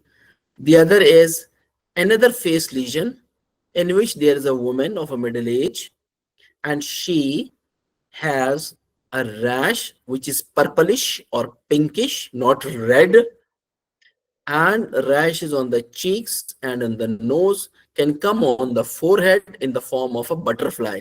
So this is SLE. And the point to note in SLE is the purplish or pinkish color. It is not raised. There are no telangiectasia, no pustules, and nasolabial folds. The folds on the sides of the nose, they are not involved. You can make out the rash on the cheek and rash on the bridge of the nose. Does not involve the tip and the nasal folds. So this is SLE. This is a picture of rhinophyma.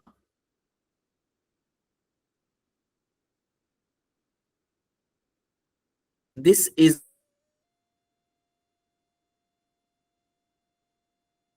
hypertrophies. There is scarring, there's a hypertrophy.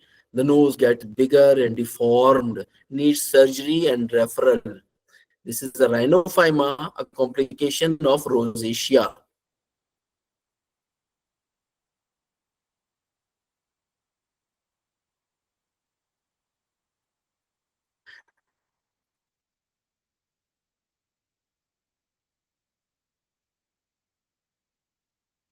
Which I do not understand anything. You can go to our channel and you can write, or you can search Derma presentation by Professor Nasir Shah. So you will get the this is freely available on the YouTube, this lecture which I am showing to you.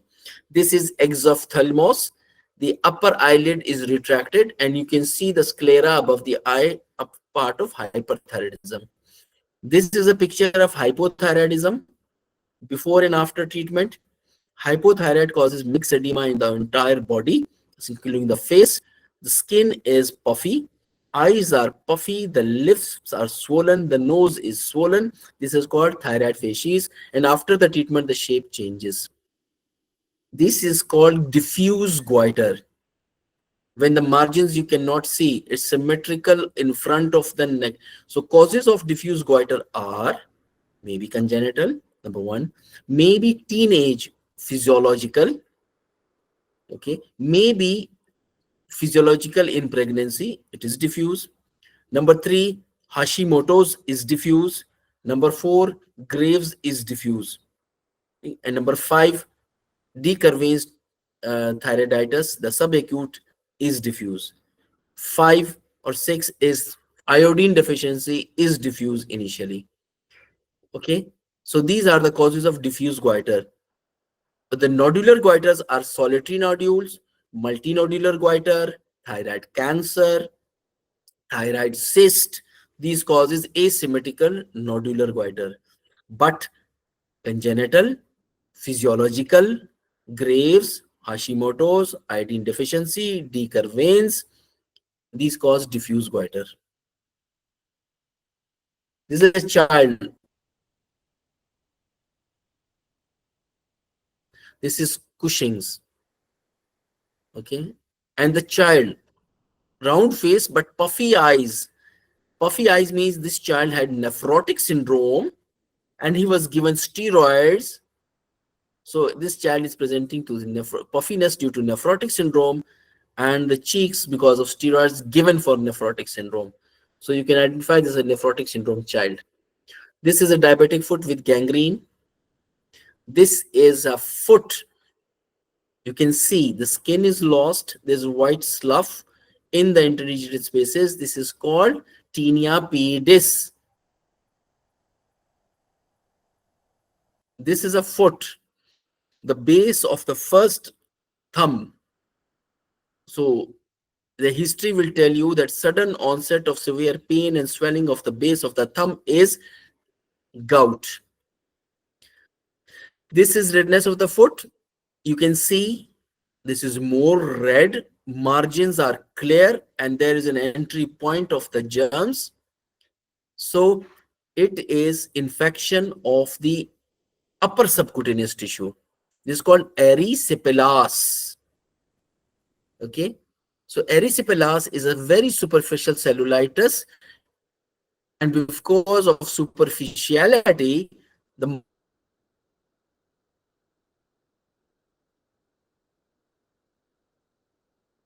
and there's an entry point. I got this on my thigh few years ago. Antibiotic treatment of erysipelas is same. This is again a foot with soft redness, not very hot red. Margin are diffuse. This is cellulitis. So difference between cellulitis is deep, so therefore margins are blood. Color is not very red.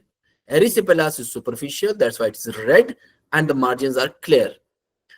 This is a scalp picture, and there is a round area of loss of hair, swelling, puffy, boggy swelling with the loss of hair. This is called tinea capitis, the Kirion type. And this is again a loss of the patches of loss of hair, and broken stump of hair are there. And this is called tinea capitis. This is again patch of loss of hair on the scalp, but there is no inflammation. The skin is white, atrophic, shiny, and no hair. And the margins, you have exclamation marks here. Here, exclamation mark here are where the top of the hair is thick and the base is thin, like a baseball bat. So this is called alopecia areata. This is a tinea cruris because it's the red scaly area with the margins. This candida related tinea cruris in a baby who uses pampers or diapers. The point to note is that the genitalia are red and the growing crease, the space between the labia and the thigh, they are also involved. And there are small dots in the nearby. These are called satellite lesions. So this is candida infection, candida intertrigo or candida tinea the cruris. This is a fungal infection because of satellite lesion and involving the creases. This is again a child, a girl with a nappy rash. Nappy rash is called by the contact dermatitis of the nappy, the wet nappy. So how to differentiate between candida and the diaper rash is the crease. The space between the labia and the thigh, the crease is not involved in nappy rash. It's not candida, it's a contact dermatitis. So the creases are not involved in nappy rash. Again, just like the foot, this is Candida intratrigo. Intratrigo means when two skins combine, the area is warm, moist, ideal place for Candida, especially those who are working in the kitchen, who work in the water. They develop this Candida intratrigo in the digits. So these are round lesions on the trunk. The point to differentiate is the margins are red, center is clear. This is called central clearing, and different rings shape appearance. This is tinea corporis. So 2 points to remember: margins are raised and active, center is clear and cold, not active. These are again patches on the trunk, but there is no central clearing, and the regions are not round, and you can see fine white silvery scales. So this, and these are raised plaques without central clearing. So this is psoriasis.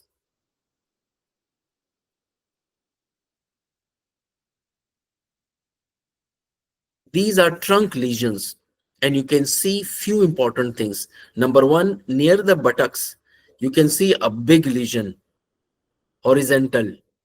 This is called herald patch. It comes before the rest of the patch. So this herald patch is the leader. It comes first, a big patch, and then the rash appears on the trunk. So if you can see the direction of rash on the left side of the body and direction of rash on the right side of the body, you can easily see that it's slanting downwards like the Christmas tree. It's a self-limiting condition called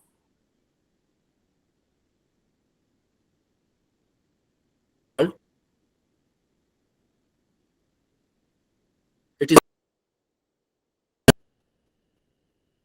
This is again another patient with slightly atypical pityriasis rosea, but still you can see the direction of the rash slanting downwards and outwards on both sides. Oh, sorry.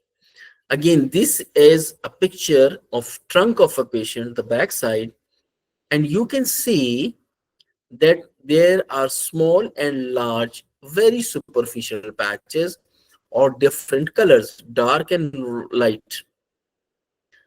So this is called pityriasis versicolor, Tinea versicolor. It is the most superficial fungal infection treated by selenium sulfide shampoo.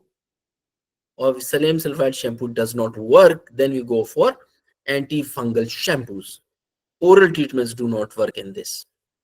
So again, another picture of Tinea versicolor. You can see that small patches of fine scales on the trunk with different colors. Tinea versicolor. Swan neck deformity of the rheumatoid, we all know.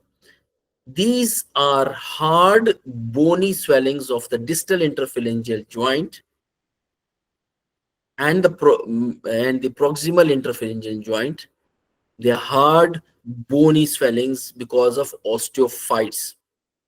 These are nodes, not these rheumatoid swellings. So these are bony swellings. The distal ones are called Hebden nodes, and the proximal one are called Bouchard nodes. So Hebden node and Bouchard nodes are one and the same thing, but location is different. Hebden is distal joint swellings, osteophytes. Bouchard is the proximal joint osteophytes. This is a picture of the breast where there is redness, edema of the skin, and a margin. You cannot see a pus or a swelling. So this is mastitis.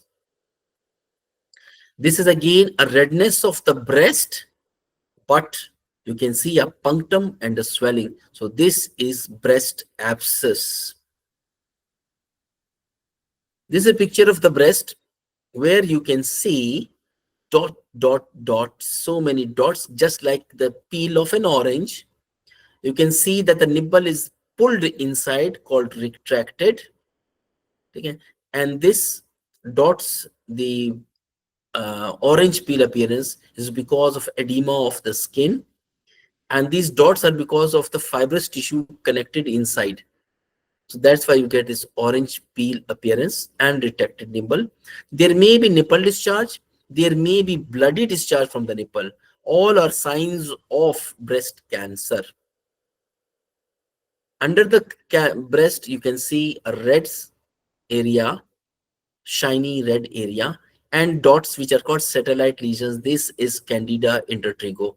So please remember, Candida can go to any skin parts where two skins rub against each other. So breast are soft, warm areas, so they can easily develop intertrigo, Candida intertrigo. This is a child with Down syndrome. If a mother comes, brings a picture of the child, slanting eyes, low set ears, flat nasal bridge, think of Down syndrome. If there's a picture of the wrist, which is a broad wrist, think of rickets.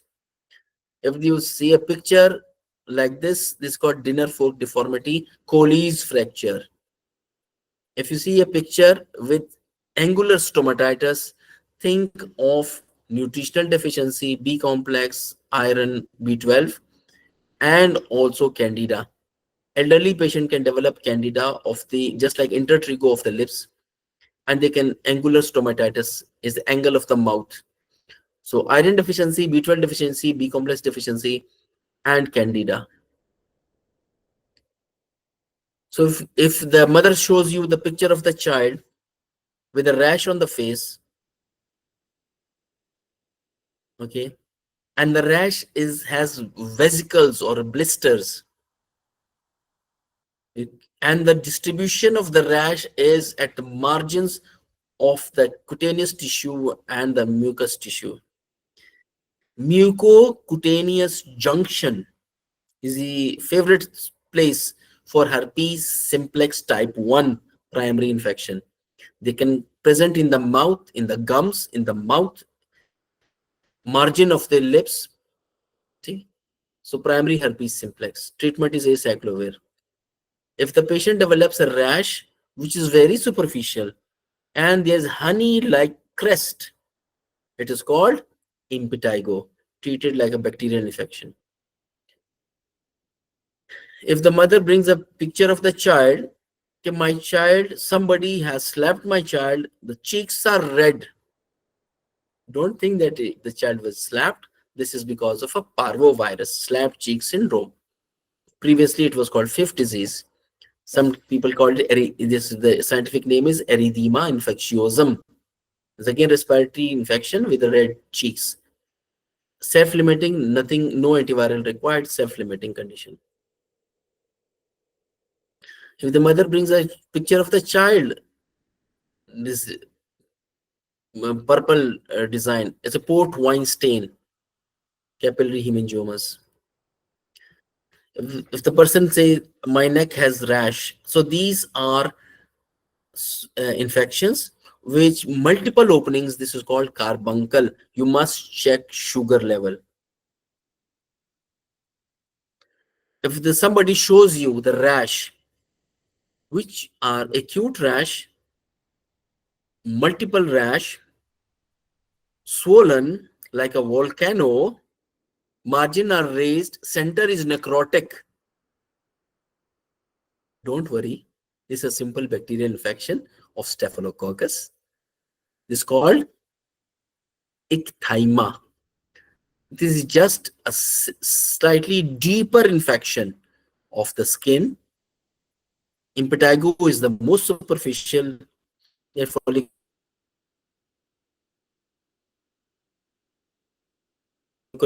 and like a crater of a volcano. Margin are raised and the center is necrotic. Can confuse you between basal cell carcinoma, but it's not cancer. It is simple infection. Give them augmentin or cloxacillin. If they show you a picture of the shins and thigh, note two things. In history, if they say they are painful, and then there can be systemic symptoms like GI symptoms like cough, in sarcoidosis, inflammatory bowel disease.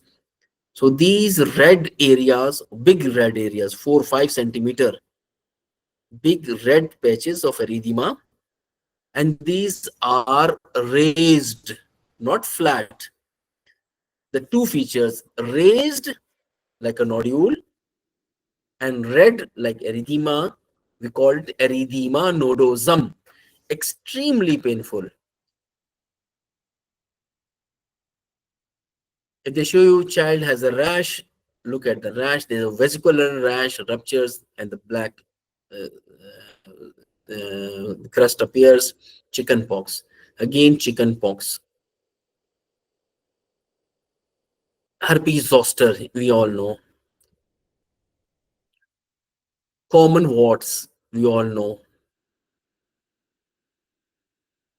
Again, you can get this picture, itching all over the body in all family members. Any itching in family members and the child involving the interdigital spaces or the soft skin is infected scabies. In small kids, the soul, those children who have not started walking, please note, if child has not started walking, the soles are as soft as the face. Once the child starts walking, putting pressure on the soles start getting thicker and thicker and thicker. So the soft soles can be affected by the scabies. So in children, you can have scabies in the feet. These are regions, round, button-like region, very well demarcated, beautiful lesions. And in the center, there is a dimple, just like umbilicus on our tummy. It's called umbilicated lesions.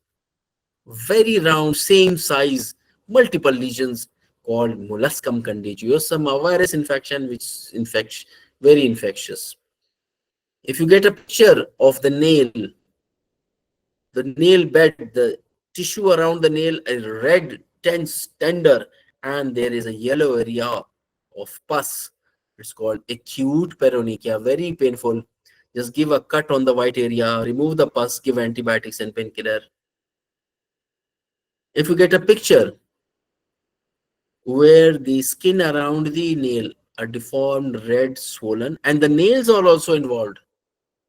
So can go back. Nail is okay in acute paronychia. In chronic, nail is affected. This is either because of chronic eczema or chronic fungal infections by those who use water. If you get a picture of nails and if you see this picture,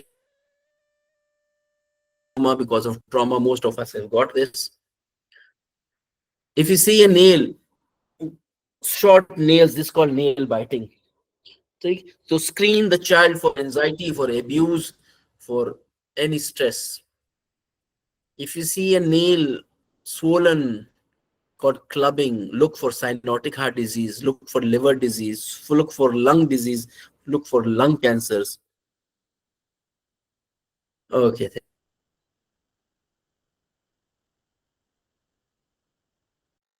Thank you, so quick.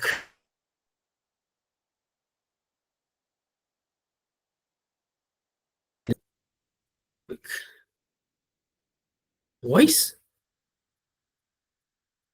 You're missing my voice? No voice? Oh no. Charlie. Let me go to these questions. Short of time. Chale. Which question? 8:17 start. So is my voice clear? Any message type, please? Okay. Yes. Good. Thank you. Thank you. Please note these latest antibiotic guidelines. Share the guidelines in the group. Okay. Dr. Zumra, when do you start AC inhibitor glucostator after ACS? The timelines actually when to start. No, you start everything. Though once a patient get heart attack, is admitted, they start treatment is started, either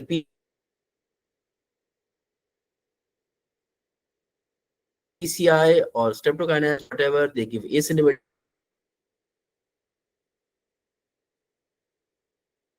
consists of four drugs: antiplatelet, ACE inhibitor, beta blocker, and statin. So 4 drugs to remember in ACI. You don't have to remember which timelines because these are started by the cardiologist during the admission.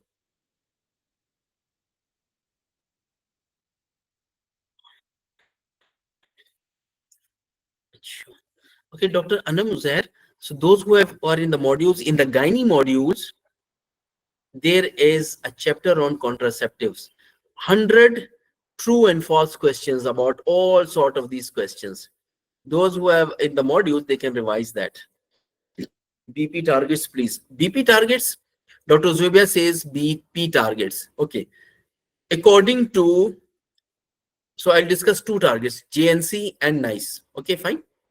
So JNC, Joint National Congress 8, it says target is 140 by 90 for everyone, whether you have kidney disease, you have diabetes, whatever you have, target is 140 by 90.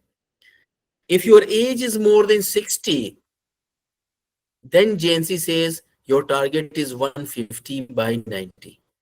The easiest targets are given by JNC. 140/90 for everyone above age 60, 150 by 90. Fine. Let's come to NICE guidelines. Okay, NICE guidelines says 140/90 for most of the people, but it is reduced for kidney disease, and it is significant kidney disease. So if you allow me, I can show you the exact questions. Those who are in the let me just give you 1 minute, quick 1 minute.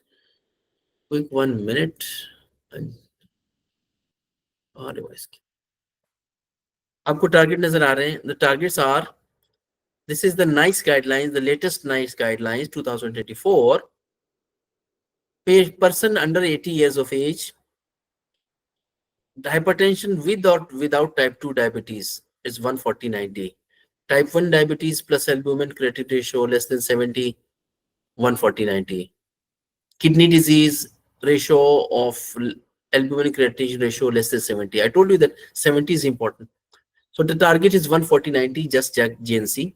But if patient has type 1 diabetes and albumin creatinine ratio is more than 70, or kidney disease albumin creatinine ratio is more than 70, then you set the target at 130/80, reduce the 10 diastolic, 10 systolic. Okay, so point to remember is type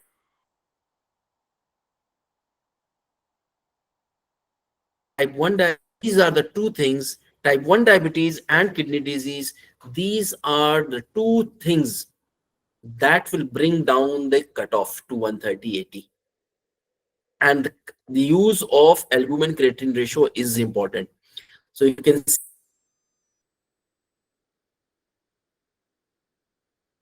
see use the over the age of 50, over 50, and this is under 80,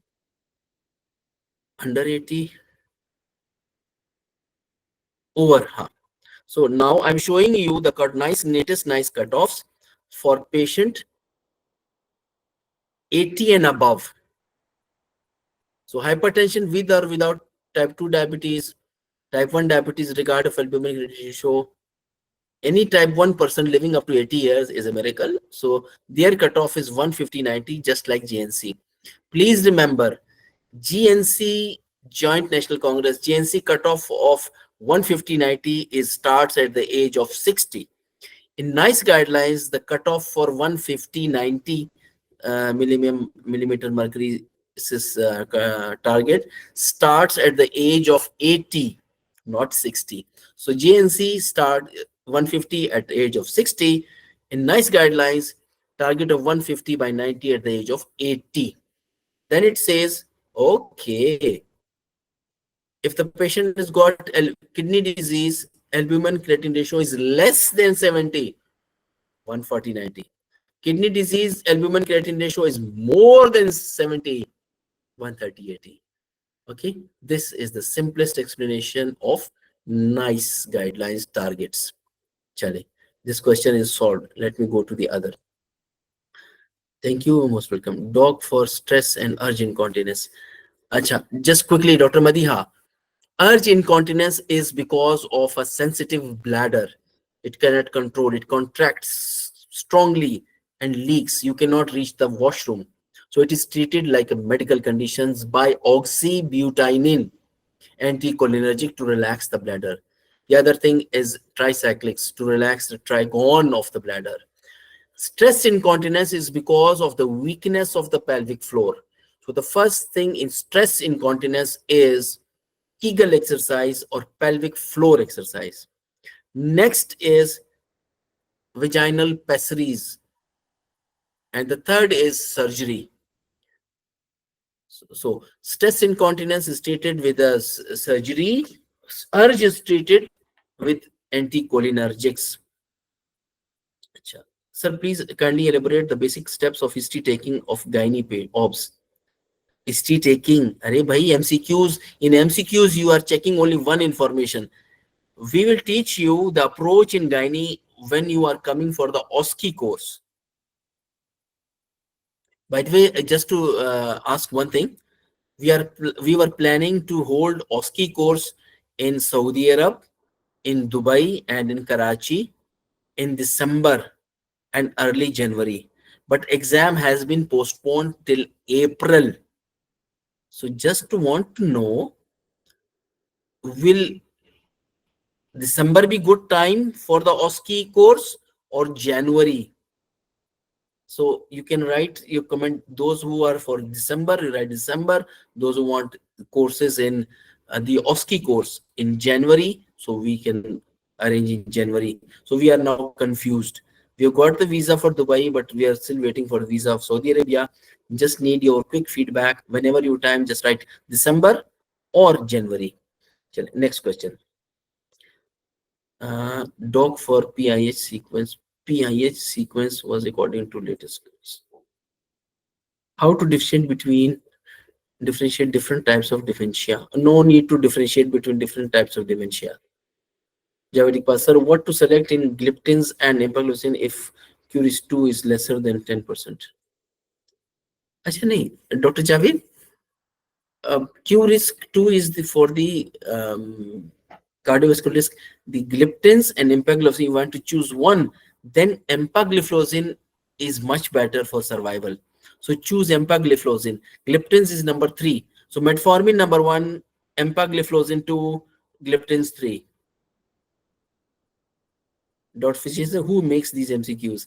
5 people. Dr. Ziaul Hassan, Dr. Sabahat, Dr. Babra, Dr. Saira, and Dr. Nasir. How to differentiate intracranial hemorrhage from the subdural hematoma on the basis of symptoms? Acha, Dr. Madiha's question. Intracranial hemorrhage is bleeding in the brain parenchyma, intracerebral. So it's because of atherosclerosis, because of rupture of the aneurysm, rupture of an artery in a patient who is hypertensive. So they suddenly get a stroke. Okay, because it's the bleeding inside the brain. Subdural hematoma is epidural and subdural hematomas are collection of blood outside the brain in the meninges. Okay, so they present after a trauma and they present with headache, severe headache or trauma, and then they develop pressure symptoms. Patient becomes drowsy. Cerebral hemorrhage, you have local symptom and pressure symptom, and the hematoma start pressing the brain, and that part which is pressed start developing weakness or pain. Mostly weakness. So there's a history of trauma in subdural epidural hematoma, causes the meninges, while intracranial hemorrhage occurs in a patient of high risk of bleeding, like aneurysms, like atherosclerosis, like hypertension. And then differentiate. So, and it's very sudden intracranial hemorrhage. Anna Muzair, I 1 month history of husband death and feeling low, socially withdrawn, diagnosis depression or normal grief. Acha, normal grief and abnormal grief, prolonged grief, ठीक है ना, ये तीन चीजों, 3 things you read. It's not depression by any way. So don't confuse depression. Depression is a separate thing. You need a proper criteria. If somebody dies in the family, they have a grief, and you have to differentiate between a normal grief, which is crying, and sometimes first is you don't accept, then you first don't deny, then you agitate, you say why me, why my mother died, and then you bargain, if I do something she may come back, and then you accept. So these are the 4 normal stages of a grief. Okay, in the middle you can cry, you can miss, you can do something. This is normal grief, and 6 months time everything is okay, you go back to life, start working. Okay. Abnormal grief is doing abnormal things. Prolonged grief is more than 1 year or 6 months.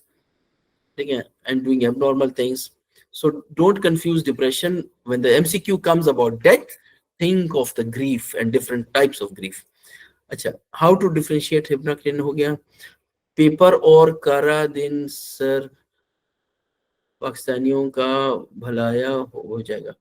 Paper out करा दे. ओ, paper out करा दे, भला हो जाएगा पाकिस्तानियों का, सबका भला. Indian, Sri Lankan, Bangladesh, Pakistani, Egyptians, Sudanese, everybody should benefit. We're one global village. All are candidates of MRCGP Int. All are from the middle class doctors. Cream of nations of India, Pakistan, Bangladesh, Sudan, Egypt, and other countries. So we are not. So let all the people benefit. Shahira Hashmi.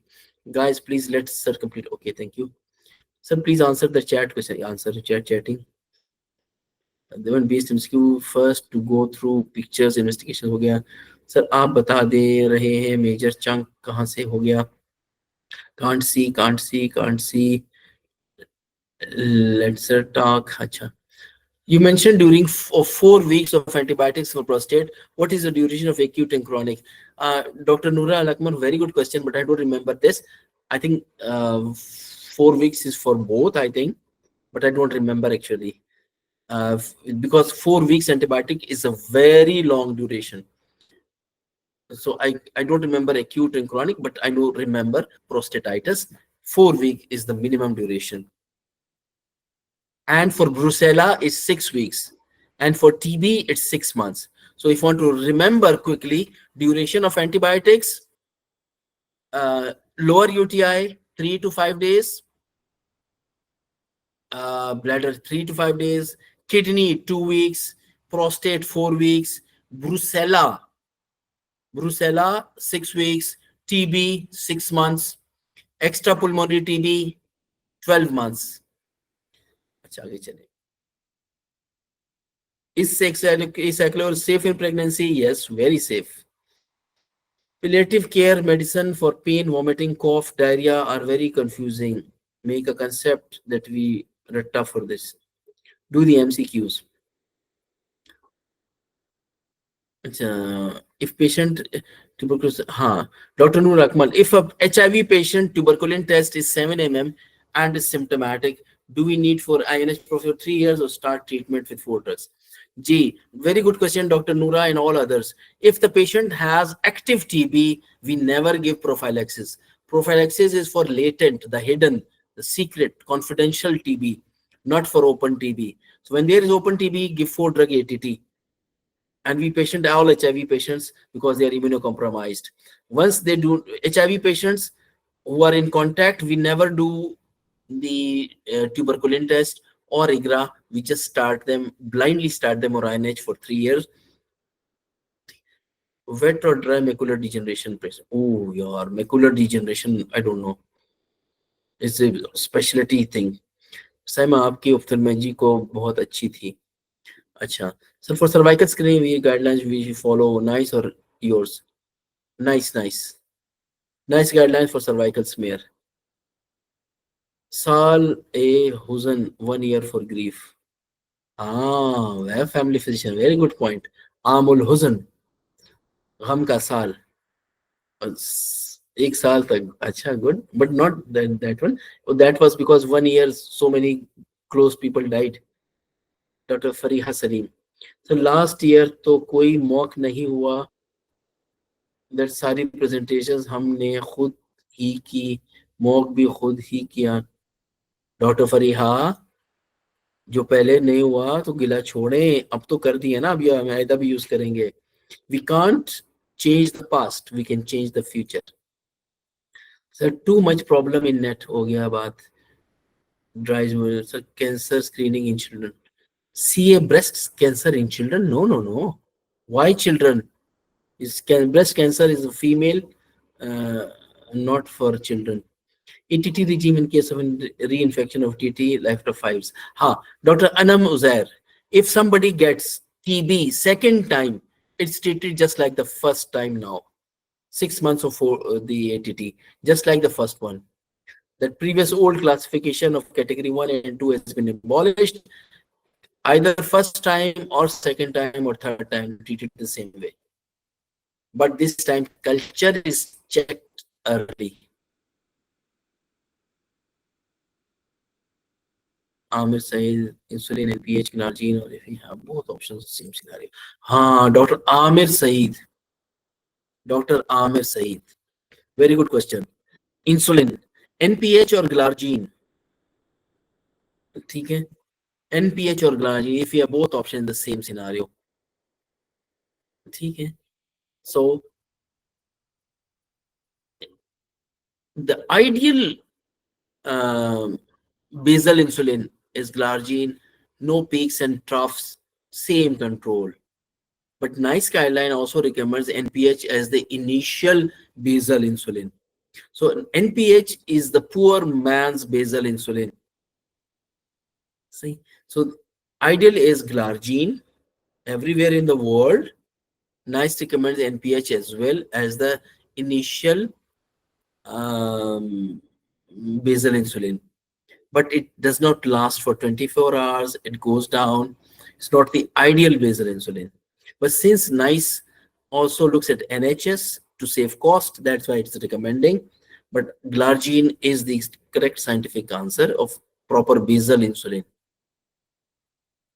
Dr. Menaz is asked about BPV employees. A very good question, Dr. Menaz and all others. In today's session, there was a question about semicircular canals. Believe me, I did not know that for every circular canal, you have a different procedure. 3 semicircular canal and 3 different procedures. And I knew that Lombard is for the some other one. So that was first time I knew today. So I don't know the answer because I just read today in the MCQs. Microscopic hematuria, macroscopic hematuria, and symptomatic, asymptomatic, when to refer? Achha. A very broad question by family physician. Microscopic hematuria, macroscopic hematuria. Now they call it visible hematuria or invisible. Okay. So because there is no microscope, or asymptomatic or symptomatic. When to refer? It depends on the cause of hematuria.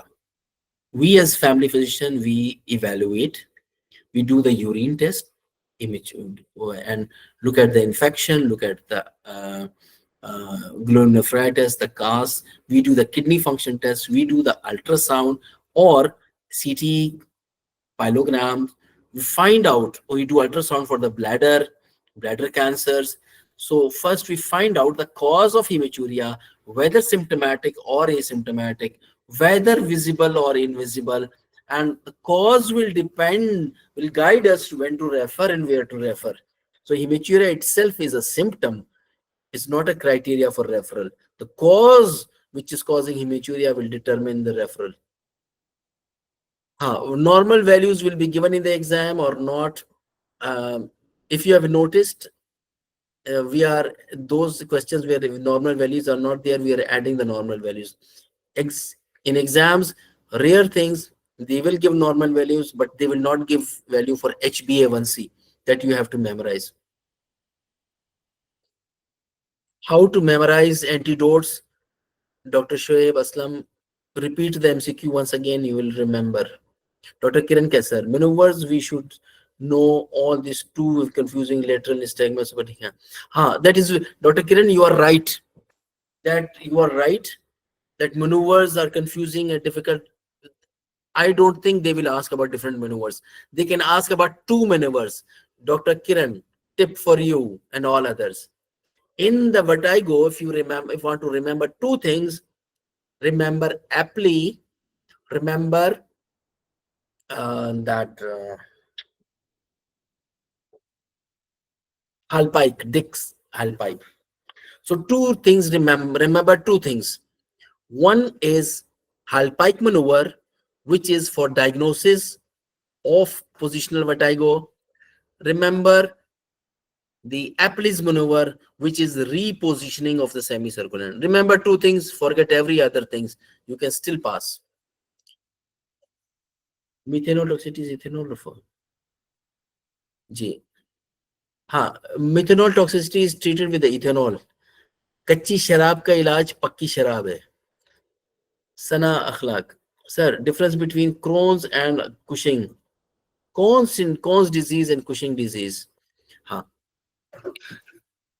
Cushing disease is excess cortisol. Cortisol is also weak mineralocorticoid, but glucocorticoid. Causes puffy face, all the steroid-induced side effects, moon face, Cushing. Crohn's syndrome is only mineralocorticoid excess, causes blood pressure, hypokalemia, and these features, not the steroid side Cushing-like effects. Please remember, cortisol has weak mineralocorticoid activity and strong glucocorticoid activity, while the hormone in the Crohn's syndrome is only mineralocorticoid. So in high blood pressure, hypokalemia, then you can. Multiple choice questions, payment पे है या free? Dr. Tayyab Khan is asking कि multiple choice questions payment पे हैं या free? Dr. Tayyab, I thanked all the 170 people who have paid, who made this mission possible, but as a goodwill, with the permission of all the others. So we are opening this for 2 days for everyone, free for everyone, in a goodwill that most people will do it, these MCQs, and pass. For us, passing is more important because the Australia chance is so precious. We don't want to miss this chance. I'm not going to Australia. I don't want to go to Australia. But I want you people to go to Australia, come with a big degree, come with a lot of money, and get established in your own countries. Use Australia as a jumping board, or what would board where you jump to higher level. That's mission. I will be very happy that you go and come back with a degree and money. As a difference between primary aldosteronism and Addison's disease. Primary hyperaldosteronism and Addison. Addison disease is hypoaldosteronism. Addison disease means the adrenal gland is not working. So you'll have low blood pressure, electrolyte imbalance, weakness, thickness, thin weight loss, all the stuff. Hyperaldosteronism is excess aldosterone, not low. Take Shazmin, Dr. Shazmin Merchant, it's a request to please let yourself speak. Initially, you told that Q2 is for South Asia. That will change that MCQ. We are revising this course, Dr. Fiza. The Q2 and 3 stuff will revise everything because it has confused a lot. Sorry for that. So this year, inshallah, we'll change all these stupid questions. आगे चलते हैं. Skin derma हो गया. For Barlow and Ortolani, explain. Yes, family physician asked difference between Barlow test and Ortolani test. Okay, these are two tests done in newborns to look at the hips. Okay, what we look at in the hips of the newborn, number one, is it dislocated or is it dislocatable? Dislocated means it's only outside the acetabulum. Fine. And dislocatable is it is present in the acetabulum, but if you press backwards, it will go out of the acetabulum. So two things: either it is already dislocated or it is dislocatable. So these two tests are meant to confirm these two features. So how to do? Bar low. If you make it Urdu, bahar lao. Okay, bar low, bahar lao. Very similar voices. Bar low, bahar lao. So in bahar lao or bar low, you hold the knees and push backwards to bahar lao the hips.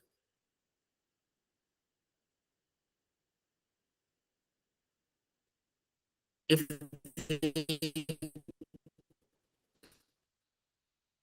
number, so Barlow will check whether the hip is dislocatable or not. Bahar lao. And the autonomy is opposite. You hold the hips, you hold the thighs and the hips. You try to pull upwards and try to relocate that dislocated hip. So an autonomy will check whether the hip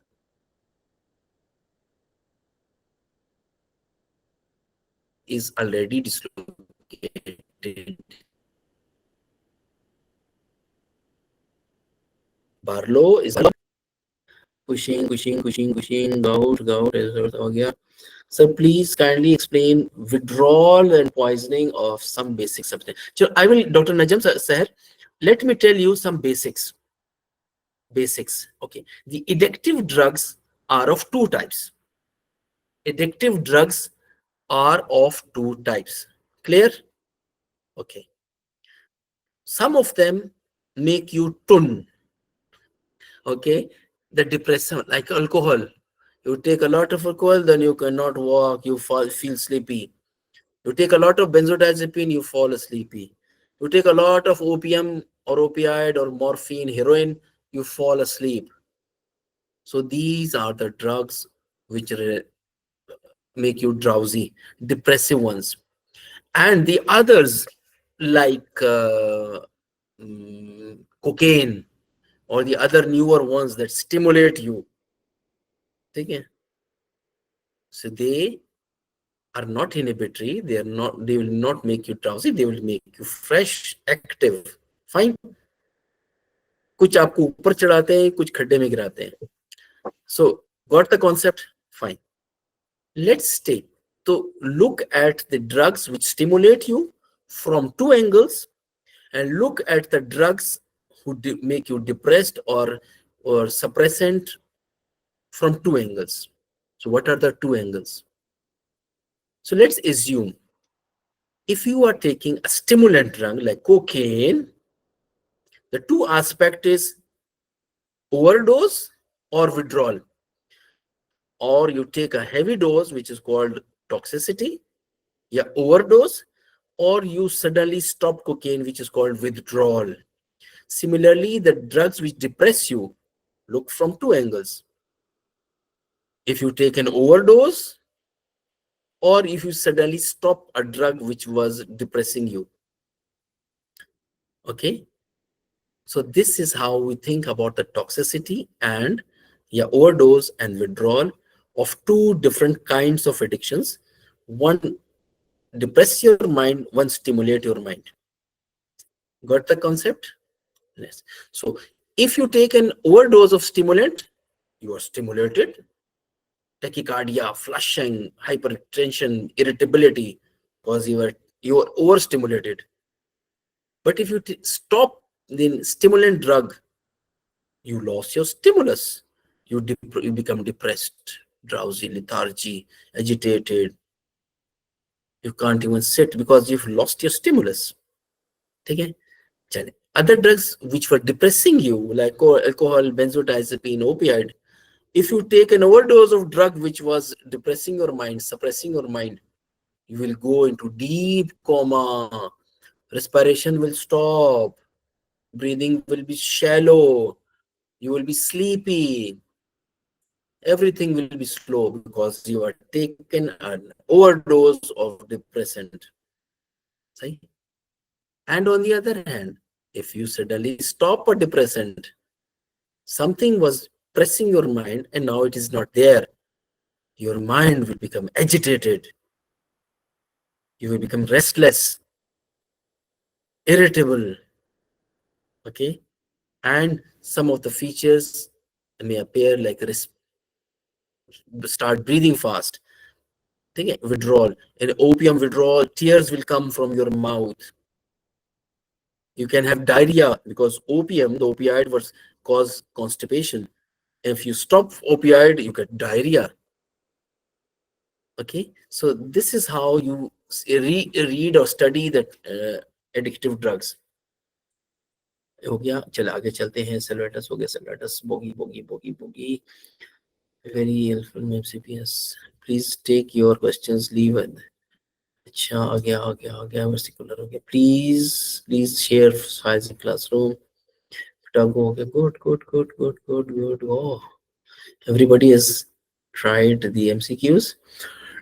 Dr. Nura Alakmar, sir, please resume showing the antibiotic guidelines that you started if possible. Sure. Not possible. Neuropathies, Dr. Maria says neuropathies revision. Neuropathies. Okay. Dr. Maria, which neuropathy? Let's start with diabetes.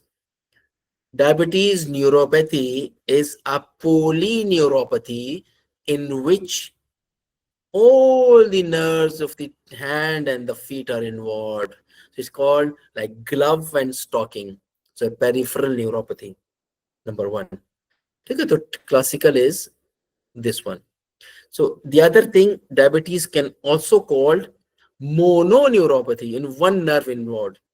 So there's a group of disorders in which one nerve is involved. Mononeuropathy. Diabetes can cause third nerve paralysis. Adult patient develops squint because of third nerve paralysis. Fine. Sixth nerve. So third is mostly involved. Then mononeuropathy. Okay. Bell's palsy is again a mononeuropathy. One facial nerve on one side. Ramsay-Hunt syndrome, mononeuropathy. Okay. One, I told you, polyneuropathy, nerves of the feet and the hand. One is called single nerve. And there is another condition. What if two or three single nerves are infected? So this is mononeuropathy at three areas of the body. So it will not be called polyneuropathy. Okay. So mononeuropathy is one isolated nerve. Fine. Polyneuropathy is all the nerves of the feet or the hand. Fine. But if you get two or three mononeuropathies at the same time in the body, in different areas, it is not called polyneuropathy. It is called mononeuropathy multiplex. And these neuropathies multiplex, we have to refer. Diabetic neuropathy, we treat. Bell's palsy, we treat. Ramsay-Hunt syndrome, we treat. Okay. Trigeminal neuralgia, which is not neuropathy, neuropain. Trigeminal neuralgia, we treat with carbamazepine. Okay. And mononeuropathy related to diabetes or surgery or trauma, that we refer. Dr. Iqbal asks what to follow in UTI, WHO or NICE? WHO, because it's infection. Dr. Hamid Hanif. Oh, for MRCGP, Australia, MRCGP Int is recognized. Oh, yes, only MRCGP is recognized. Acha, insulin first. Dr. Noora is asked, heart failure patient with ejection fraction 45% and options in MCQ include beta blocker, ACE inhibitor, what to do? Acha. Very tricky question. Very tricky question. Low ejection fraction and beta blocker or ACE inhibitor. Right? So beta blockers improve the survival in the heart failure patient in low dose. All the heart failure patients are given beta blockers in low dose. This improves the survival. If you have to choose between ACE and beta blocker in an ejection fraction, go for beta blockers low dose. Palliative care, vomiting, back pain, cough, diarrhea rules.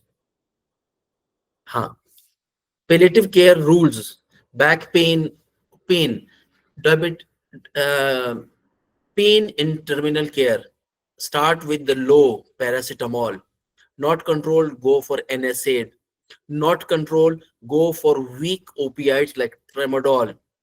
Not controlled by weak opioid, go for the powerful opioids like fentanyl and morphine. Fine. So this is called WHO pain ladder. In chronic conditions, we start with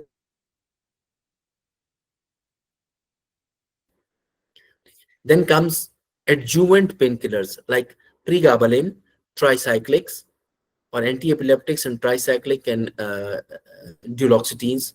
Pain modifiers you can give. So tricyclic is a very good drug for patients because it treats depression, anxiety, pain, and puts the patient to sleep. Okay, so painkillers and the pain modifier are two of your weapons. Got my point? Please remember the third point. Third point. If the tumor is causing pressure symptoms either on the spinal cord or on the brain or anywhere in the body, just because of the spreading size, increasing size of the tumor, it is pressing something or the heart or the blood vessel, spinal cord, anything. So the compression of the tumor is treated by dexamethasone, the most potent steroid to reduce inflammation. Got my point? Just to revise. Painkillers in cancer, you start with paracetamol and go to the highest level for stronger opioids. You can use pain modifiers as adjuvant. For pressure pains, use dexamethasone. For general painkillers, morphine is considered the best drug. And for bone pains, because of the erosions of the bone, the sharp bony pains because of the erosions, then you can give either strontium or bisphosphonates to the bone so that the calcium, it is not easily eaten by the tumor. So if they ask specific treatment for bone pains, choose bisphosphonate or strontium. If they say simple painkiller for the pains, go for morphine. If there are compressive symptoms, they found what is the best step to relieve the pain of this pressure symptom, mark the dexamethasone. So three things: dexamethasone, morphine, and the third is bisphosphonate. So choose according to the scenario. चल आगे चलते हैं. Vomiting, you start with the simple ones. If they do not work, you go for ondansetron. Ondansetron is drug of choice for chemotherapy-induced vomiting. It's a powerful antiemetic you can use. And the last resort is haloperidol. Haloperidol, the phenothiazine group, is a very powerful antiemetic. So the last one is haloperidol. Second last is ondansetron. And the initial is the other painkillers. No, antiemetics. So three range of antiemetics: simple antiemetics, ondansetron, and last is haloperidol. Okay. Similarly, read about the last part, death rattles and these things. Chale. आगे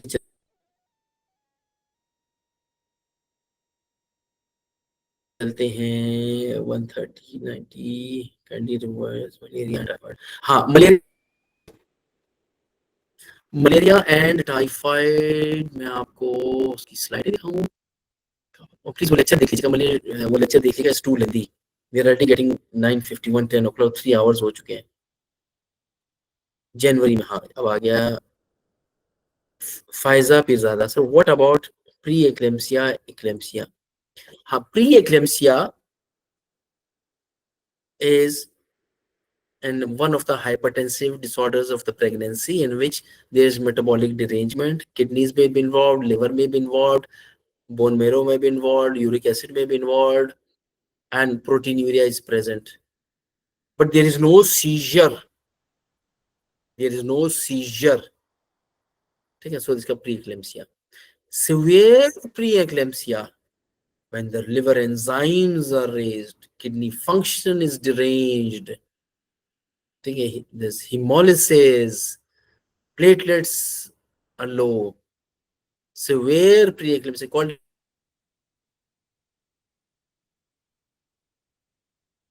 HELP syndrome, HELP, HELP syndrome. When seizure occurs either in HELP syndrome or in preeclampsia, it is called eclampsia. So this is how we differentiate. If the simple blood pressure is raised, no proteinuria, no derangement in the liver, kidney, or bone marrow, no hemolysis, simple increase in blood pressure is called gestational hypertension. When gestational hypertension is accompanied by proteinuria, it becomes preeclampsia. If preeclampsia is accompanied by derangement of the liver, the kidney, the bone marrow, the hemolysis, it becomes HELP syndrome. If this is added up with the seizure, it becomes eclampsia. And please remember, eclampsia can occur even after the delivery. Please note, 24 hours after delivery are important. They can get a seizure after the delivery. January. So everybody is January. Somebody in December. I want in February. Oh, February. Mushkil ho jayega, Frank. Where would that be? Saudi Arab, UAE, and Karachi, inshallah. Lahore and Karachi will look at the number of candidates. Where the candidates number is higher, we conduct course there. And it's possible that we can conduct in two. Now we have a lot of time. Sir, millimoles ko mg in blood formula is by 18 multiple. Yes, 18 multiply करें. इंशाल्लाह लाहौर में भी कर लेंगे ना अगर candidate होंगे और टाइम होगा. हाँ, family physician, long term oxygen therapy indication in COPD. हाँ, long term conditions, interstitial, COPD, bronchiectasis, aspergillosis, any disease that damages the lung and oxygenation does not take place properly, oxygen is given. And there's a catch point. In COPD, there's a category called CO2 retainers, carbon dioxide retainers. CO2 retainers are used to carbon dioxide. So their breathing signal is not carbon dioxide. Their breathing signal is hypoxia. Let me repeat. All lung conditions that damage the lungs you can give oxygen to maintain oxygen saturation. Full stop. In COPD, you can give oxygen when the patient cannot breathe properly. But is a catch point. In COPD, there's a group of COPD patients, especially chronic bronchitis, where in normal people, if I have carbon dioxide excess in my body, I will start breathing faster because I want to get rid of carbon dioxide. But in COPD, some of them, they do not take out carbon dioxide, and they are used to carbon dioxide high dose. So their breathing signal does not come from carbon dioxide. Breathing signal comes from hypoxia. And if you give oxygen to these patients who depend on hypoxia is the signal for breathing, not excess carbon dioxide, you give oxygen to these patients, they will die. because of oxygen, because they will stop breathing. The only signal was hypoxia, and you gave oxygen, treated the hypoxia, now the patient will die. He will not breathe. So please remember that point. You want to give oxygen to the COPD, please check whether they are CO2 retainers or not. Never give oxygen to the carbon dioxide retainers. Yes, Dr. Losa, you can please study about the guidelines of breast, cervical, colorectal cancer screening. These are the 3 screenings. Please revise these guidelines. That will help you. 1 or 2 questions can come. अच्छा वो हो गया. Dr. Sara Ahmed Mudassir Khan. So GLT2 will be taken with metformin regardless of HbA1c patient weight instead of sulfonylurea. Yes. ठीक है. नहीं, there may be patient, Dr. Sara, where only metformin can be enough. But if the patient, please remember, Dr. Sara, very good question. If the patient has cardiovascular risk, he has hypertension, strong family history of heart disease, a smoker, or presence of atherosclerotic disease, and high chance of getting heart attack, then you can give empagliflozins even instead of metformin. Okay, so patients with cardiovascular risk, empagliflozin may become the first choice. But in general terms, metformin number 1, empagliflozin number 2, sitagliptin number 3, basal insulin number 4. Triglyceride के लिए fibrate or cut off. हाँ, very good question, Dr. Amber Sahito. Triglyceride, what is the phenofibrate and cutoff for? I think for triglyceride, please remember 2 important things. Number 1, absolute value of the triglyceride. Is it less than 500, between 500 to 1000, more than 1000? Okay, so absolute value less than 500, higher than 150, but lesser than 500, between 500 and 1000, and above 5000. The other is having cardiovascular risk. See? So the treatment of triglyceride very high will be different for a person with high cardiovascular mortality risk and the low risk. So in cases where the risk is high and the patient has triglyceride high, not 1000 but less than 1000, so you go for statin. Statin can treat triglycerides, statin can treat cholesterol. Okay, more than 1000, you give fibrates to bring it down to prevent pancreatitis when the patient has no cardiovascular risk. But if the patient has cardiovascular risk, triglyceride is 1000 plus, you have to give 2 medicines, statin and triglyceride, to this patient. Drug of choice for stroke. Drug of choice for stroke, clopidogrel, aspirin. All atherosclerotic event, the first drug is aspirin, and for 1 year a companion, a friend of aspirin must be added. So the friend is clopidogrel. For 1 year, this friend clopidogrel will be there with aspirin, and then the friend will leave and only aspirin will continue. What is the difference in transferrin, which becomes low saturated, TIBC, which is increased in iron?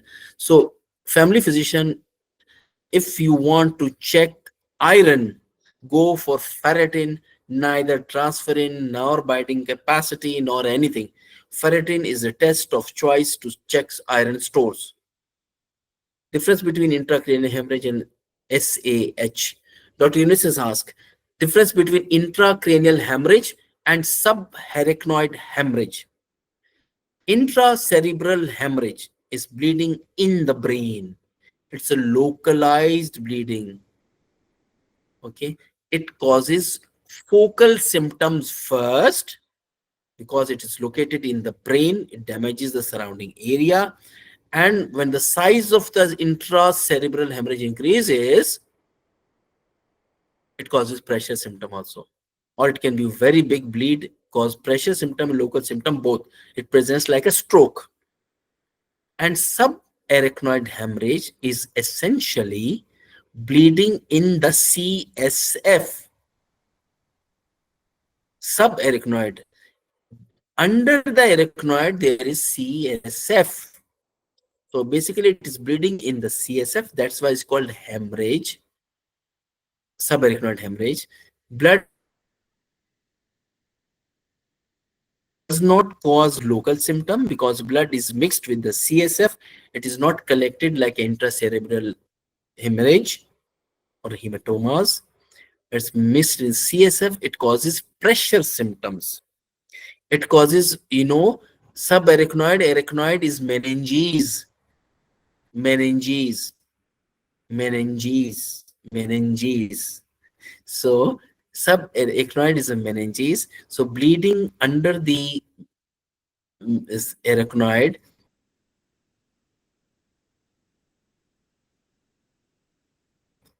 in the CSF in subarachnoid hemorrhage. Since this hemorrhage occurs in the CSF, there's nothing to stop the hemorrhage.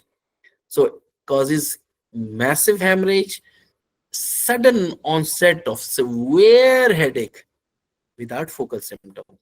Patient may get drowsy, can seizure, unconscious, die with pressure symptoms. While intracranial hemorrhage, there will be focal symptoms like a hemorrhagic stroke and large size which cause pressure symptoms. So history will tell you sudden onset of severe thunder-like headache is subarachnoid hemorrhage, while headache and stroke is intracranial hemorrhage, while severe headache and unconscious is subarachnoid hemorrhage. Afghanistan AF है. Frank doctor, I don't know Patwari also in group. Arey, please, no politics here. What's for Afghan students? Abdul Bari Abid says, what's for Afghan students? Afghan students are just like any other brother from the South Asian countries. They can take exam, they can study in our course, they can get the MCQs, equal to others. No superior, no inferior. We all are equal.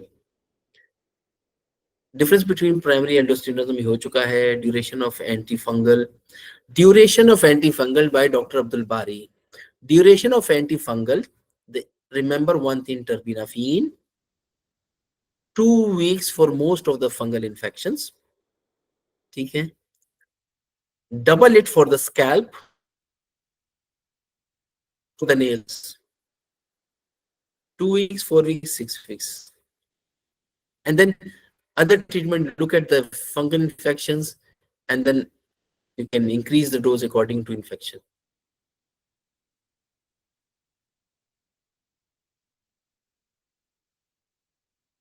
Hey, Dr. Abe says, sir, kindly confirm that only OSCE exam 25th is postponed, or next MRCGP AKT exam will be also postponed. No. AKT exam is not postponed because of Ramzan. Because of Ramadan, the OSCE will be conducted after Ramadan. Rest of the schedule remains same. Both parents thalassemia trait, chances in children if trait and major. देखिए, family physician, if mother is thalassemia minor, father is thalassemia minor, in each pregnancy, the chances of having a thalassemia major is 1 in 4. The chances of having a completely normal child is 1 in 4. And the chances of having thalassemia minor is 2 in 4. Okay. 2 people marry, both are thalassemia minor. The chance of having a thalassemia major is 25%. Chance of having a completely normal is 25%. And the chance of having thalassemia minor is 50%. So they can easily marry. They is at 10 weeks or 12 weeks, 10 to 12 weeks, amniocentesis is done. thalassemia major is confirmed, and if it's thalassemia major, a medical termination of pregnancy, and if it's minor or normal, it is continued till delivery.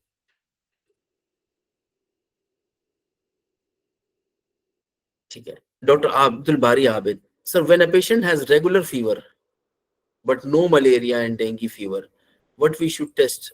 Dr. Bari, this is called fever without localizing symptoms. So we ask about all symptoms: cough, shortness of breath, palpitation, heart, vomiting, all the symptoms we ask, headache. Then we examine from head to toe. Then we do investigations according to the symptoms. Okay, try to find out. And then if it is chronic, then we look for malignancy as a cause of chronic fever. We look for TB, brucella, hepatitis B, C, chronic infections as a cause of fever. We look at inflammation like polymyalgia rheumatica, rheumatoid, SLE, autoimmune condition, granulomatous disease, sarcoid as a cause of fever. So chronic fever is caused by malignancies, chronic infections, and chronic inflammations. And acute fevers are usually caused by bacterial infection, viral infections, or drugs. Asymptomatic painless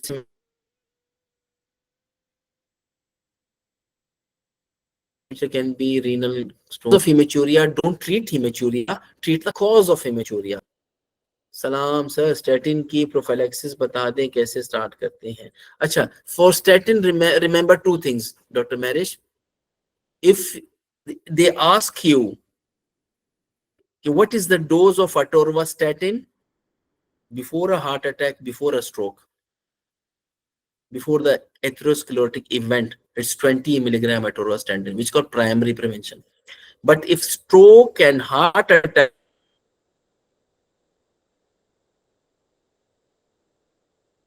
or aortic aneurysm, atorvastatin is 80 milligram. And then you must know 80 is not tolerated by most of the people. Then the rule is you recommend 80 and you come down to the maximum tolerated dose, maybe 60, maybe 40, maybe 20, maybe 10. So the rule of statin, 80 milligram statin, is suggest and write 80, but come down if the patient cannot tolerate, and stop at the maximum tolerable dose. But for 20 and 80, please remember two figures. Dr. Annam Uzair, my eyesights are getting blurred because of screen. Let me close for a few seconds. Further blurred. Sir, in consultation models are very confusing and weird. They are really important. Dr. Asma, they are not that important. You can get one question or two. Just remember the RCGP. History, examination, investigation, treatment. This is RCGP. So remember one of the main features, like safety netting, in which one, patients' ideas, concerns, in which one. So just remember the few important things given in the MCQ. You may or you may not get one or two questions. Just revise those MCQs once again, you will remember it. Don't remember, just remember for one day for the exam. In paper based, I have heard to go through the labs and picks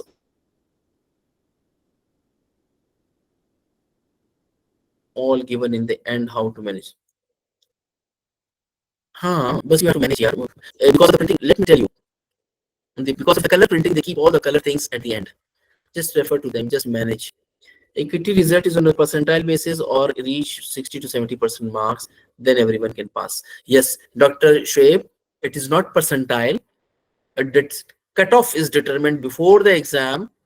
So this year, we think this is the cutoff based on the scientific formula, Cronbach alphas.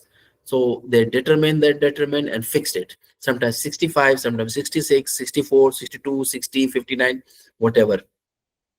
The scientific method for that. Sir, are these 8 mocks free for 2 days? Yes, Dr. Madiharias, it's free. It's a goodwill to all your friends, brothers, sisters, everyone in the world. Last chance. Share with everyone. Just allow them to pass. Both Barlow and Otterley will be positive in DDH. No, congenital dislocation of the hip, Otoloni will be positive. Dr. Parsa Khan, sir, please give overview of infertility tests, male, female. Itna bada topic, Dr. Parsa. In male, the first thing in infertility, number one, it can either be male, it can be female factor. Point number one. Number two, male evaluation starts with the lab, nothing else. If semen analysis of the male is normal, then we do not proceed. We don't even want to see the face of the man. We don't want to examine. We don't want to take it. If the semen analysis is normal, we don't want anything else. It's the semen that will fertilize the woman, not his face, mustache, and other things. Okay? So start with semen analysis. If there's a problem in semen analysis, then find what's the problem. The problem in semen can be no sperm at all. Because azoospermia. Refer this patient to urologist. They will find out whether sperms are not made or not excreted. Obstructive azoospermia or azoospermia because of lack of protection. If sperms are there, but they are either slow, asthenospermia, or they are not in good amount, oligospermia, or both. So there are three semen tests: normal, or absent sperm, or third is either low count or low motility. Okay. It is this group, the low count or the low motility. There we go further. We check the hormones, LH, FSH, testosterone. We do the scrotal ultrasound to see varicocele. We ask about smoking, alcohol, addictions. Any drug with anticholinergic side effect can affect the sperm. We look for diabetes, thyroid, and other chronic diseases. We look at the profession of the person if the testes are exposed to heat. So it is this group with oligo or astheno where we go further. Reassure the normal, refer the azoospermia, and evaluate the middle one. And the female, always take a good history. Regular menstrual cycle, pain, history of pelvic surgery, history of PID, breast development, menarche, okay, headaches, breast discharge, prolactinomas, okay, and then vaginal factors, okay. Then look at the ovaries, polycystic. Then look at the uterus. Look, okay, whether there's bicornuate uterus. Okay. Look at the tubes, whether they are open or not. Look at the hormones, LH, FSH, prolactin, and then go forwards. चले आगे चलते हैं. Asthma, no, you are revising everything. COPD, asthma, image, taking note, controller. Asthma guidelines are rapidly changing, but in exams, you need asthma. First line is steroids, inhale steroids. Second line is LABA, salmeterol or salmeterol. Okay. And the third comes the leukotrienes. See?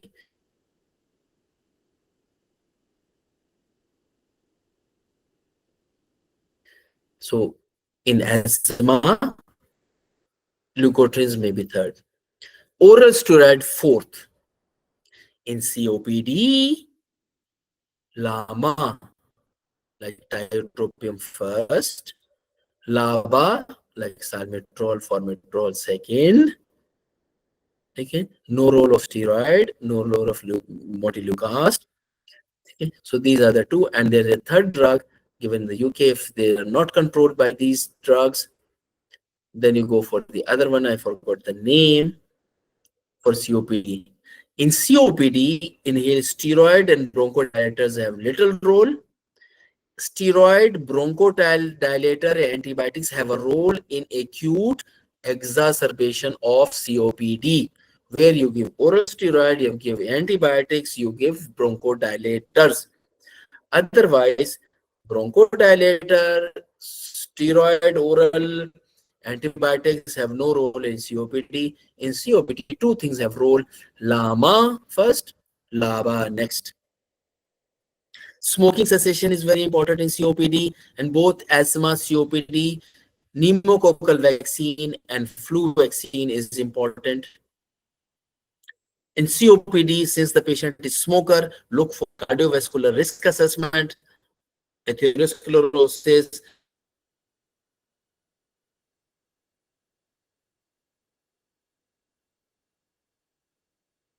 cancer. अच्छा, ये हो गया important milestones to remember. Milestones to remember. I can tell you the weight, Dr. Musarat. Weight of the child, average child is born with 3 kg weight, full stop. The 3 becomes 6, yani doubles between 5 to 6 months, and becomes triple, yani 9 to 10 kg at 1 year. So birth 3 kg, 5 to 6 months 6 kg, 1 year 9 to 10 kg, full stop. The other milestone is 15 kg, the other milestone is 20 kg, and the third milestone is 30 kg. 15, 20, and 30. So 1 year, the child is 9 to 10 kg. At 3 years, he's 15. At 5 years, he's 20. At 10 years, he's 30. Normal child. Okay, got my point. 1 year, 10, 9 to 10. 3 years, 15. 5 years, 20. 10 years, 30. So you can, in the middle of 10 and 15, 12 to 13 is 2 years. In the middle of 15 and 20, yani 3 years and 5 years, is 17 kg. Okay, that is 4 years. And 6 years, 7 year, 8 year, and 9 year, you can put between 20 and 30, 2 kg gaps. Suppose a child of 5 years is 20, 6 years is 22, 7 years is 24, 8 years is 26, 9 years is 28, 10 years is 30. Acha. Say, colorectal screening. Colorectal cancer screening, please, what I remember right now, as eyesight is getting blurred because of the screen. Colorectal cancer, few points to remember. Suppose my family member, blood relative, had a cancer of the colon at the age of 45. My screening will start 10 years before that age. So my colorectal screening will start at the age of 35. 10 years before the age when my relative got the cancer. Rule number 1. Okay. Rule number 2. Stool local blood is done annually. Just to see if it is positive, then we can go for sigmoidoscopy or colonoscopy. Okay. Sigmoidoscopy, the smaller one, not the colonoscopy, the full big colon. Sigmoidoscopy is done at 5 years, and then the next 5 year colonoscopy is done. Then sigmoidoscopy, then colonoscopy. Sigmoidoscopy, colonoscopy. One big, one small. Okay, so we say sigmoidoscopy is done after 5 years, colonoscopy is done after 10 years, but actually they are alternate. Sigmoidoscopy, 5 years later colonoscopy, then 5 years later sigmoidoscopy, then 5 years colonoscopy. That's how we screen. अच्छा, आगे चले. Antibiotic guidance MCPS group में, is this exam percentile बेसी हो गया है, समा COPD guidelines हो गई हैं, polymyositis and PMR. हाँ, Dr. Zobia Zahir, difference between polymyalgia rheumatica and polymyositis. Good question. Polymyositis is inflammation of the muscles, usually thigh, the buttock, shoulder. It's inflammation of the muscles. Polymyalgia rheumatica is inflammation of the shoulder girdles with mood changes, with general symptoms like malaise, fever, anorexia, irritable mood, disturbed sleep, shoulder girdle, and the hip girdle. The horizontal muscles are involved. Polymyositis, thigh muscle, hamstring muscle, the not the horizontal muscles, the vertical muscles are involved. Thigh muscle, quadricep is vertical. Hip girdle is horizontal. Okay. Deltoid and arms are vertical, but the shoulder to shoulder is horizontal. Okay? And the polymyalgia rheumatica occurs in females age 50 plus. Okay, shoulder stiffness, a lot of stiffness in the morning. They cannot get up from the bed. They have a lot of stiffness. Okay, and they have mood changes, and they have a high ESR, and they have malaise. They have fever. They may have weight loss. Okay, but horizontal pain in the hip and the shoulder girdles. While in polymyositis is only and only the muscle pains, inflamed, red, tender, and test of choice for initial screening is CPK. Confirmatory test is muscle biopsy.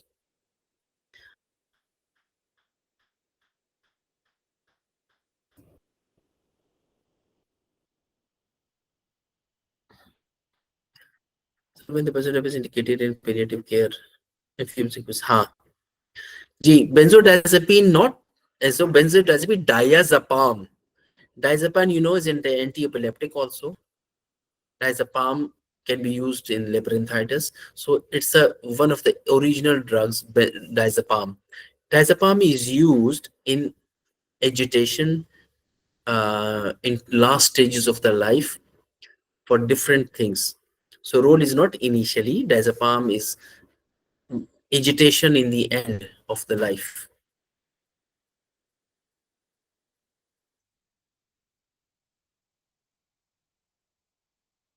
Is a pretty nice test. Crohn's and ulcerative colitis. Crohn's and ulcerative drugs, Dr. Rida Akhtar. These are IBD, both needs referral. Salazopyrene, salazine is the drug of choice for these things.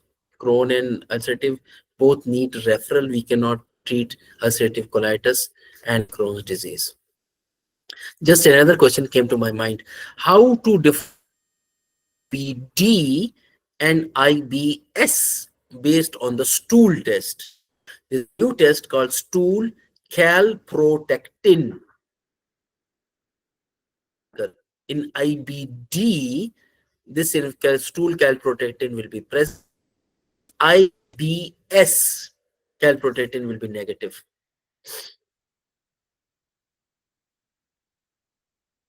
Enough for today. Dr. Yasir की बस हो गई है. Difference between SAH ने हो गया है. Just pray prop.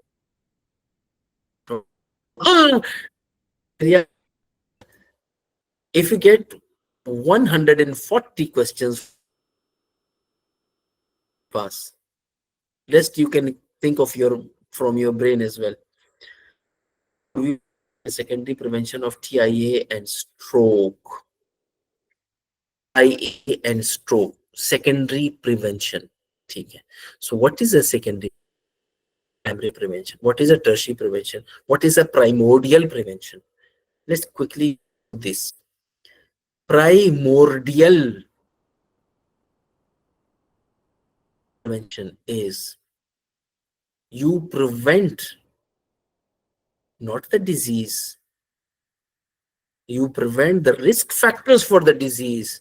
For example, to prevent diabetes, if you talk to a child who is 14, 15 years old, ki beta, reduce your weight, keep an active lifestyle so that you do not develop diabetes, hypertension, which are risk for heart attack. So indirectly, with this primordial prevention, you are preventing diabetes, hypertension, dyslipidemia by exercise and weight, and you are indirectly preventing heart attack. So this is called primordial. Primary prevention, okay, that's called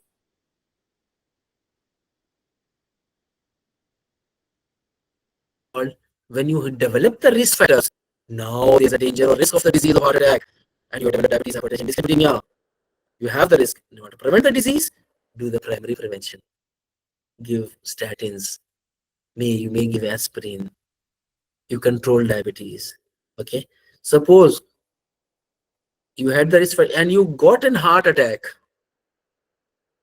So now it is not called secondary prevention, primary prevention. Now it is called secondary prevention because heart attack has occurred. You could not prevent it in the primary way. It has occurred. Now it's time to prevent the complications of anything like diabetes or stroke or MI. Stop prevention. This is called secondary prevention. If we give aspirin after the heart attack, statins after the heart attack as secondary prevention, as ATMG, atorvastatin, aspirin, clopidogrel, this is secondary prevention. And the third is preventing complications like heart failure after the heart attack. It's called tertiary care. In stroke, the primordial is healthy lifestyle, prevent the risk factors. Primary, you got the risk factors like diabetes, hypertension, you prevent the stroke. Primary. You get the stroke, then you give aspirin, statin, this is secondary prevention. Then you prevent bed sores or aspiration, strictures, this is called tertiary prevention. So in TIA, transient ischemic attack is a temporary stroke, resolves 100%. You look for the cause and treat the cause. And if it is atherosclerotic disease, then you start aspirin and statin.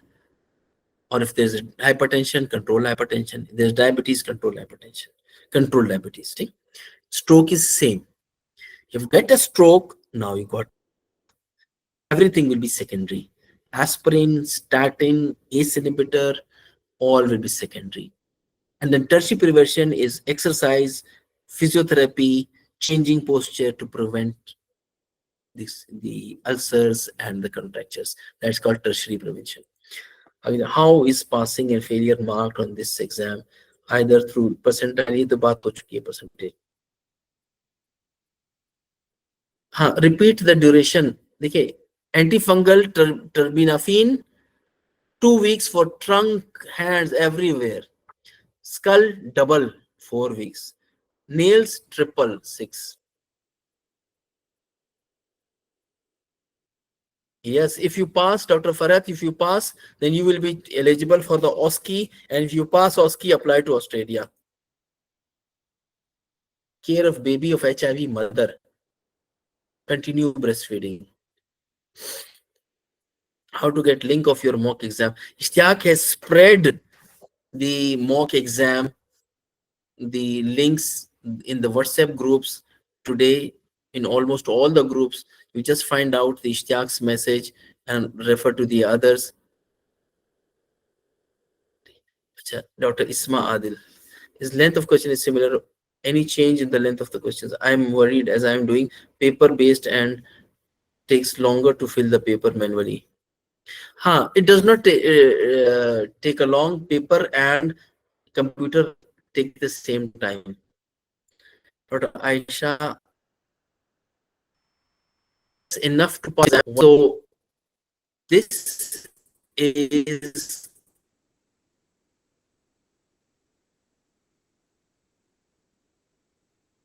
we hope by this set of 8 MCQs you all pass.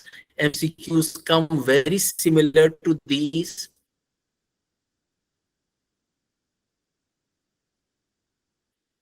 because we have not made the paper, we are just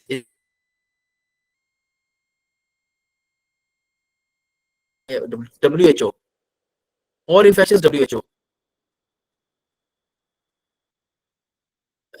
What is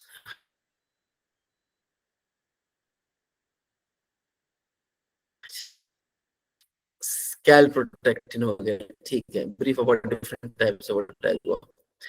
Qazi medical care. Sir, kindly brief about different types of vertigo. Circular canal involvement causes vertigo. Thus, treatment is same for all vertigo. Then another condition called inflammation of the vestibular nerve or the semicircular canal.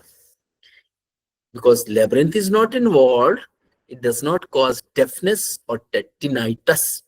It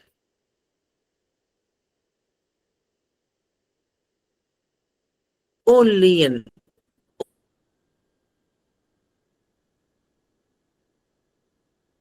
positional, one of the three semicircular canal is involved, and when you move your head in, this is called benign positional maneuver. Diagnosis is Hall-Pike maneuver of benign positional